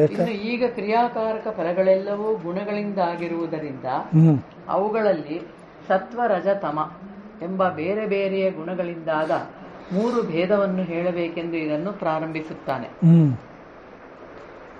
ಜ್ಞಾನಂ ಕರ್ಮ ಚ ಕರ್ತಾ ಚ ತ್ರಿದೈವ ಗುಣಭೇದತಃ ಪ್ರೋಚ್ಯತೆ ಗುಣಸಂಖ್ಯಾನೇ ಯಥಾವಚ್ಛೃಣುತಾನ್ಯಪಿ. ಜ್ಞಾನವೂ ಕರ್ಮವೂ ಕರ್ತೃ ಗುಣಭೇದದಿಂದ 3 ಬಗೆ ಎಂದು ಗುಣಸಂಖ್ಯಾನದಲ್ಲಿ ಹೇಳಲ್ಪಟ್ಟಿರುತ್ತದೆ. ಅವುಗಳನ್ನು ಯಥಾವತ್ತಾಗಿ ಹೇಳುತ್ತೇನೆ ಕೇಳು. ಕೇಳ್ಬೋಣ ಇವತ್ತೇನೆ ಮುಂದೇನೋ ಅರಣ ಹೇಳೋಣ. ಇನ್ನೊಂದು ಒಂದು ಪ್ಯಾರ ಇದೆ, ಹೇಳಿ. ಜ್ಞಾನವೂ ಕರ್ಮವು. ಕರ್ಮ ಎಂದರೆ ಇಲ್ಲಿ ಕ್ರಿಯೆ, ಕರ್ತೃವಿಗೆ ಈಪ್ಸಿತಮವಾದದ್ದು ಎಂಬ ಪಾರಿಭಾಷಿಕವಾದ ಕಾರಕವಲ್ಲ. ಕರ್ತೃವು ಕ್ರಿಯೆಗಳನ್ನು ಮಾಡುವವನು 3 ಬಗೆ. ಇಲ್ಲಿ 3 ಎಂದು ಒತ್ತಿ ಹೇಳಿರುವುದು ಗುಣಗಳಿಗಿಂತ ಬೇರೆಯಾಗಿ ಯಾವ ಜಾತಿಯೂ ಇಲ್ಲ ಎಂದು ತಿಳಿಸುವುದಕ್ಕೆ. ಅರ್ಥ ಆಯ್ತಾ? ಅಂದ್ರೆ ಬೇರೆ ಯಾವ ವಿಧವಾದ ವಸ್ತುವೂ ಇಲ್ಲ ಅಂತ. ಯಾವುದೇ ಫಲ ಯಾವುದೇ ಕರ್ಮ ಈ 3 ಗುಣಗಳನ್ನೇ ಆಶ್ರಯಿಸಿರಬೇಕು ಅಲ್ವಾ? ಸೃಷ್ಟಿಯಲ್ಲಿರುವ ದೇವತೆಗಳೆಷ್ಟು? ಬ್ರಹ್ಮ ವಿಷ್ಣು 3. ಆ 3ನ್ನೇ ಹೇಳ್ಕೊಂಡ್ರೆ ಮಾಡುವುದು, ಮಾಡಿಸುವುದು, ಮಾಡಲ್ಪಡುವುದು, ಇರಲ್ಪಡುವುದು ಮತ್ತು ನಾಶವಾಗುವುದು. ಮೂರನೇ ಸೃಷ್ಟಿ ಸ್ಥಿತಿ ಕರ್ಮ ಅಂತ, ಸೃಷ್ಟಿ ಸ್ಥಿತಿ ಲಯ ಅಂತ ಕರೆಯೋದಷ್ಟೇ. ಕರೆಯೋದು ನಮಗೋಸ್ಕರ, ತಿಳಿಸೋಕ್ಕೋಸ್ಕರ. ಗುಣಭೇದದಿಂದ ಮೂರು ಬಗೆ ಎಂದರೆ ಸತ್ವವೇ ಮುಂತಾದ ಗುಣಗಳ ಭೇದದಿಂದ ಎಂದರ್ಥ. ಅವು ಮೂರೇ ಬಗೆ ಎಂದು ಗುಣಸಂಖ್ಯಾನದಲ್ಲಿ ಕಪಿಲಶಾಸ್ತ್ರದಲ್ಲಿ ಹೇಳಿರುತ್ತದೆ. ಉದಾಹರಣೆಗಳು ಕೊಡ್ತಾ ಇದ್ದಾರೆ. ಆ ಗುಣಸಂಖ್ಯಾನ ಶಾಸ್ತ್ರವು ಗುಣಗಳ ಮತ್ತು ಭೋಕ್ತೃವಿನ ವಿಷಯದಲ್ಲಿ ಪ್ರಮಾಣವೇ. ಪರಮಾರ್ಥವಾದ ಬ್ರಹ್ಮವು ಒಂದೇ ಎಂಬ ವಿಷಯದಲ್ಲೇನೋ ವಿರುದ್ಧವಾಗಿದ್ದರೂ ಈ ವಿಷಯದಲ್ಲಿ ಪ್ರಮಾಣವೇ. ಅವ್ರವ್ರಿಗೆ ತೋಟದಾಗೆ ಅವ್ರವ್ರ ಬ್ರಹ್ಮ ಅಂತ ಅಂದ್ರೂ ಆದರೆ ನಿಜದ ಅರ್ಥದಲ್ಲಿ ಒಂದೇ. ಏಕಂ ಏವಂ ಅದ್ವಯಂ ಬ್ರಹ್ಮ, ಎರಡನೇದಿಲ್ಲ. ಪರಮ ಚೈತನ್ಯ ಅಲ್ವಾ? ಪರಮ ಚೈತನ್ಯ ಅನ್ನೋದು 1 3 4 5 ಒಂದೇ. ಅದು ಅವಿಕಾರಿ, ಅವ್ಯಯ, ಧರ್ಮ, ಶಾಶ್ವತ, ಸುಖ, ಏಕಾಂತ ಎಲ್ಲವೂ ಅದೇ. ಅದಕ್ಕೋಸ್ಕರ ಗುಣತ್ರಯದಲ್ಲಿ ಕೊನೆಯ ಶ್ಲೋಕ ಅಂತ ಹೇಳಿದ್ದು ನಾನು ನಿಮಗೆ. ಗುಣತ್ರಯದಲ್ಲಿ ಬರುವ ಕೊನೆಯ ಶ್ಲೋಕವನ್ನು ಸದಾ ಓದ್ಕೊಳ್ಳಿ. ಬ್ರಹ್ಮಣೋ ಹಿ ಪ್ರತಿಷ್ಠಾಹಂ ಅಮೃತಸ್ಯ ಅವ್ಯಯಸ್ಯ ಶಾಶ್ವತಸ್ಯ ಧರ್ಮಸ್ಯ ಸುಖಸ್ಯ ಏಕಾಂತಿಕಸ್ಯ ಚ. ಇದೇ ಅಲ್ವಾ? ನೋಡಿ, ಈಗಲೇ ಹುಡುಕೊಳ್ಬೇಕಾರೆ. ಗುಣಗಳ ಕಾರ್ಯ ಇವುಗಳ ವ್ಯಾಪಾರವನ್ನು ನಿರೂಪಿಸುವುದರಲ್ಲಿ ಕಾಪಿಲರು ಕುಶಲರಾದ್ದರಿಂದ ಅವರ ಶಾಸ್ತ್ರವನ್ನೂ ಕೂಡ ಮುಂದೆ ಹೇಳುವುದನ್ನು ಹೊಗಳುವುದಕ್ಕಾಗಿ ತೆಗೆದುಕೊಂಡಿದೆ. ಆದ್ದರಿಂದ ಇಲ್ಲಿ ಸಿದ್ಧಾಂತಕ್ಕೆ ವಿರೋಧವಿಲ್ಲ. ಯಾವ ವಿಷಯದಲ್ಲಿ ಮಿಕ್ಕವರ ಮತವು ಸಿದ್ಧಾಂತಕ್ಕೆ ವಿರುದ್ಧವಲ್ಲವೋ ಅದನ್ನು ಯುಕ್ತವಾಗಿದ್ದ ಕಡೆಯಲ್ಲಿ ತಾನೂ ಒಪ್ಪುವುದರಿಂದ ವೇದಾಂತ ಸಿದ್ಧಾಂತಕ್ಕೆ ಯಾವ ಹಾನಿಯೂ ಇಲ್ಲ ಎಂದ ಭಾವ. ಮುಂಜೋ ಇಲ್ಲಿ ಸಿದ್ಧಾಂತ ಅಂದ್ರೆ ಏನು ಅಂತ ನೋಡ್ಬೋಣ ಅಲ್ವಾ? ಏನು ಸಿದ್ಧಾಂತ ಅಂದ್ರೆ? ಅಂತ ಅಂದ್ರೆ ಏನಪ್ಪ? ಕೊನೆಯದು. ಸಿದ್ಧ ಅಂದ್ರೆ ಆಲ್ರೆಡಿ ಇರೋದು ಅಂತ, ನಾನು ಮಾಡಿರೋದಲ್ಲ. ನಿರ್ಣಯ ಕೊನೆ ಅಲ್ವಾ? ನಿರ್ಣಯ ಅಂದ್ರೆ ಕೊನೆ ತಾನೇ. ಅದಕ್ಕಿಂತ ಮುಂದೆ ಏನಿಲ್ಲ ಅಂತ ಅಂದ್ರೆ ಕೊನೆಯದು, ಇನ್ನು ಮುಂದೆ ಏನು ಇಲ್ಲದೆ ಇರೋದು ನಿರ್ಣಯ. ಸಿದ್ಧ ಅಂದರೆ ರೆಡಿ ಇರೋದು, ನಾನು ಹೇಳಿ ಮಾಡಿರೋದಿಲ್ಲ. It is not, it is already ಇರೋದು. ಸಿದ್ದರಾಮಯ್ಯ ಆ ಥರ ಇದುವೆ ಸಿದ್ಧಾಂತ. ಸಿದ್ಧ ಅನ್ನೋದು ಯಾವಾಗಲೂ ರೆಡಿ ಇರೋದು. ಸಿದ್ಧಾಂತ ನಿಂಗೆ ಸಿದ್ಧಾಂತ ಗೊತ್ತೇನೆ ಅಂತ ಗೊತ್ತಾಗಬೇಕಾದಿಲ್ಲ, ಅದು ಯಾವಾಗಲೂ ಇರೋದೇನೆ. ಅದು ನೀವು ನನಗೆ ಗೊತ್ತಿದ್ದರು ಗೊತ್ತಿಲ್ಲದೇ ಇದ್ದರು ಅದು ಯಾವಾಗಲೂ ಇದ್ದೇ ಇರುತ್ತದೆ, ಇದ್ದುಕೊಂಡೇ ಇರುತ್ತದೆ. ಅದು ಬ್ರಹ್ಮ. ಸಿದ್ಧಾಂತ ಅಂದರೆ ನಥಿಂಗ್ ಬಟ್ ದಟ್. ಈಗ ಇಷ್ಟೊಂದೆಲ್ಲ ಬೈತೀರಾ, ಎಲ್ಲ ಮಾಡ್ತೀರಾ, ಎಷ್ಟೋ ಜನ ಬೈತಾರೆ, ಇದು ಮಾಡ್ತಾರೆ. ಆದರೂ ಸಿದ್ದರಾಮಯ್ಯ ಅಷ್ಟು ವರ್ಷ ಮುಖ್ಯಮಂತ್ರಿ ಆಗಿದ್ದಾರೆ. ಹೇಗೆ ಸಿದ್ಧ? ಅವನಿಗೇನು ಗೊತ್ತಿಲ್ಲದೆ ಇರ್ಬೋದು, ಅವನಿಗೆ ಗೊತ್ತಿಲ್ಲದೇ ಮುಖ್ಯಮಂತ್ರಿ ಆಗ್ಬಿಟ್ಟಿರೋರು. ಹೌದಲ್ವಾ? ಹಾಂ, ಹ್ಞೂ. ಹಾಗೆ ಮುಂದಕ್ಕೆ ಯಥಾವತ್ತಾಗಿ ಯುಕ್ತಿಗನುಸಾರವಾಗಿಯೂ ಶಾಸ್ತ್ರಕ್ಕನುಸಾರವಾಗಿಯೂ ಹೇಳುತ್ತೇನೆ. ಅವುಗಳನ್ನು ಜ್ಞಾನಾದಿಗಳನ್ನು ಗುಣಭೇದದಿಂದಾಗಿರುವ ಅವುಗಳ ಭೇದಗಳನ್ನು ಕೇಳು.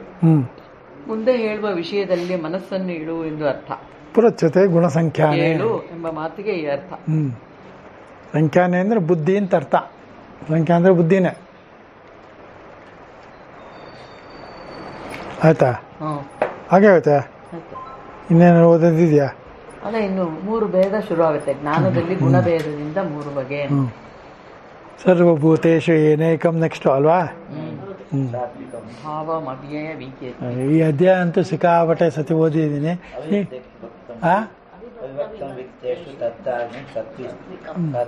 ಹೌದು, ಅದೇ ಸಾತ್ವಿಕ ಅಂದ್ರೆ ಏನು, ರಾಜಸಿಕ ಅಂದ್ರೆ ಏನು, ತಾಮಸಿಕ ಅಂದ್ರೆ ಏನು ಅಂತ ವಿವರವಾಗಿ ಹೇಳಲಾಗುತ್ತದೆ ಮುಂದಿನ ವಾರ. ಕರೆಕ್ಟಾ? ಇವಾಗ ಏನು ಮಾಡೋಣ?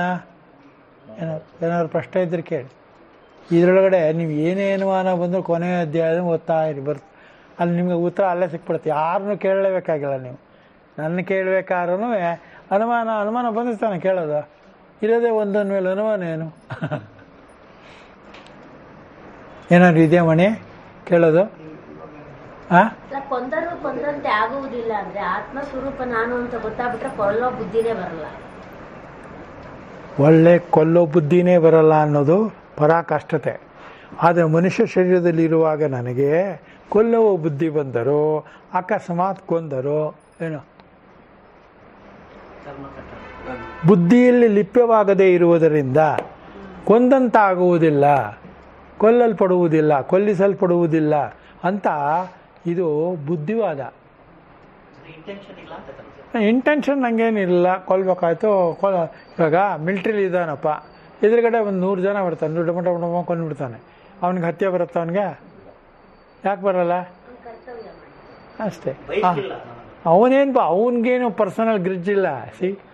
ಹಾಗೆ ನನಗೆ ಪರ್ಸನಲ್ ಗ್ರಿಡ್ಜ್ ಇಲ್ಲ ಅಂತ ಯಾರೋ ಒಬ್ಬನ ಕೊಂಡ್ಬಿಡಕ್ಕಾಗ್ತ ನಾವು? ಇಲ್ಲ, ಹೊಡೆದೊಳಗೆ ಹಾಕ್ತಾರೆ. ಅದರಿಂದ ಎರಡಕ್ಕೂ ವ್ಯತ್ಯಾಸ ಭಾಳ ಸೂಕ್ಷ್ಮವಾಗಿದೆ ಇದು. ತಿಳ್ಕೊಳ್ಳೋದು ಹೇಗೆ ನೀವು? ನಾನು ಮಾಡುವ ಪ್ರತಿಕ್ರಿಯೆ, ಇವಾಗ ಕಣ್ಣುಗಳನ್ನ ಈಗ ಮಾಡ್ತಾ ಇರ್ತೀವಿ, ಯಾವುದೋ ಒಂದು ಪಕ್ಕ ಸಣ್ಣದೊಂದು ಹುಳ ಸಿಕ್ಕಾಕೊಂಡ್ಬಿಡುತ್ತೆ, ಸತ್ತೋಗ್ಬಿಡುತ್ತೆ ರೆಪ್ಪೆಗೆ. ಪಾಪ ನಂಗೆ ಬರ್ತಾ? ಕರುವಾಗ ಏನು ಮಾಡೋಕ್ಕಾಗಲ್ಲ. ನಡೀತಾ ಇರ್ತೀವಿ, ಒಂದು ಸೊಳ್ಳೆನೋ ಒಂದು ನೊಣನೋ ಏನೋ ಸಿಕ್ಬಿಡುತ್ತೆ, ಸತ್ತೋಗುತ್ತೆ. ನಾವೇನು ಮಾಡೋಕ್ಕಾಗತ್ತೆ? ಅದೆಲ್ಲೂ ಪಾಪದ ಲೆಕ್ಕಕ್ಕೆ ಬರೋಲ್ಲ. ಯಾಕೆಂದರೆ ಪಾಪವೇ ಇಲ್ಲ, ಎಲ್ಲವೂ ನಡೀತಾ ಇರೋದಷ್ಟೇ. ಹಾಗನ್ಬಿಟ್ಟು ನೀವು ಪರ್ಪಸಾಗಿ ಮಾಡೋಗಿಲ್ಲ. ನಿನಗೆ ಗೊತ್ತಿದ್ದರೂ ನೀನು ಅದನ್ನು ಮಾಡೋದ್ರಿಂದ ಅವನಿಗೆ ಗೊತ್ತಿದ್ದರೂ ನಿಮ್ಮನ್ನು ಜೈಲಿಗೆ ಹಾಕ್ತಾರೆ ಅಷ್ಟೇ. ಮನುಷ್ಯ ಎಲ್ಲ ಪ್ರಾಣಿಗಳಿಗಿಂತ ಮೇಲು. ಯಾಕೆ ಅಂದರೆ ಜ್ಞಾನದಿಂದ ಇದು ನಂದಲ್ಲ ಅಂತ ಗೊತ್ತಾಗಲ್ಲ ಅವನಿಗೆ. ಗೊತ್ತಾಗ್ತಲ್ವ ಅವನು? ಕಳ್ತನ ಯಾಕೆ ಮಾಡ್ಬೇಕು ನಾವು? ಆದ್ದರಿಂದ ಯಾವಾಗಲೂ ಪರಿಶುದ್ಧವಾದ ವಿಶುದ್ಧವಾದ ವಿಲಕ್ಷಣವಾಗಿರತಕ್ಕಂಥ ಯಾವುದು ಚೈತನ್ಯ ಇದೆ ಅದು ನಮಗೆ ಆತ್ಮ, ಅದೇ ಪರಮಾತ್ಮ. ಅದು ಯಾವುದಕ್ಕೂ ಅಂಟು ಅದಕ್ಕೇನೂ ಇಲ್ಲ. ನೀವು ಎಷ್ಟೇ ಒಳ್ಳೆ ಇರುವಂತ ಎಷ್ಟೊಂದು ಉದಾಹರಣೆಗಳನ್ನು ಹೇಳಿಬಿಟ್ಟಿದ್ದೀನಿ ನಾನು ಅಲ್ವಾ. ಕಳ್ತನ ಮಾಡಿ ಬ್ಯಾಂಕಲ್ಲಿದ್ದವನು ಹೋಗಿ ಬೇರೆ ಊರಿಗೆ ಹೋಗಿ ದೇವಸ್ಥಾನ ಕಟ್ಟಿ ಎಲ್ಲ ಹೇಳಬೇಕತ್ತೆ ನೋಡಿ. ಆದ್ದರಿಂದ ನಾವು ಯಾವಾಗಲೂ ಪರಿಶುದ್ಧವಾಗಬೇಕಾದ್ರೆ ಅಂತಃಕರಣವನ್ನೇ ನೋಡಬೇಕು, ಬಾಹ್ಯಕರಣ ಅಲ್ಲ.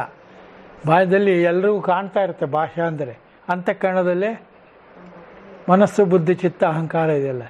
ಚಿತ್ತಸ್ಯ ಶುದ್ಧಯೇ ಕರ್ಮಸು. ಯಾರು ಹೇಳಿರೋದು? ಶಂಕರ ಭಗವತ್ಪಾದರು. ಚಿತ್ತ ಶುದ್ಧಿ ಆಗಬೇಕು. ಇದನ್ನೇ ಯೋಗ ವಾಸಿಷ್ಠದಲ್ಲೂ ಹೇಳಿದ್ದಾರೆ, ಇದನ್ನೇ ಪತಂಜಲಿಯವರು ಹೇಳಿರೋದು. ಚಿತ್ತ ವೃತ್ತಿ ನಿರೋಧ, ಚಾಂಚಲ್ಯ ಇರ್ಕೂಡ್ದು. ಡಬಲ್ ಮೀನಿಂಗ್, ದ್ವಂದ್ವ ವಿಮುಕ್ತ ಸುಖ ದುಃಖ ಸಂಘ ಇರಬೇಕು. ಬೇರೆ ಏನಾದ್ರು ಪ್ರಶ್ನೆ ಇದ್ದರೆ ಕೇಳ್ಬೋದು. ಇದೆಯಾ ಸಂಪತ್ತು? ಎಲ್ಲಿ ಕಳೆದು ನಿದ್ದೆ ಮಾಡ್ತಾರೆ? ಹೌದಾ? ಮಂಜು ಮಣಿ ಯಾರು ಏನು ಬೇಕಾದ್ರೂ ಪ್ರಶ್ನೆ ಕೇಳಿ. ಭಾಗ್ಯ ಏನಾದ್ರು ಪ್ರಶ್ನೆ ಇದ್ರೆ ಕೇಳಿ. ಏನು ಉಸಿರೇ ಇಲ್ವಲ್ಲಪ್ಪ ಯಾರ್ದು? ಇವಾಗ ಏನು ಮಾಡೋಣ ಮಣಿ? ನನಗೆ ಮಣಿನೇ ಆಧಾರ ಕೇಳ್ತಾ ಇರೋದು. ಈಗ ನಾವು ಹಾಂ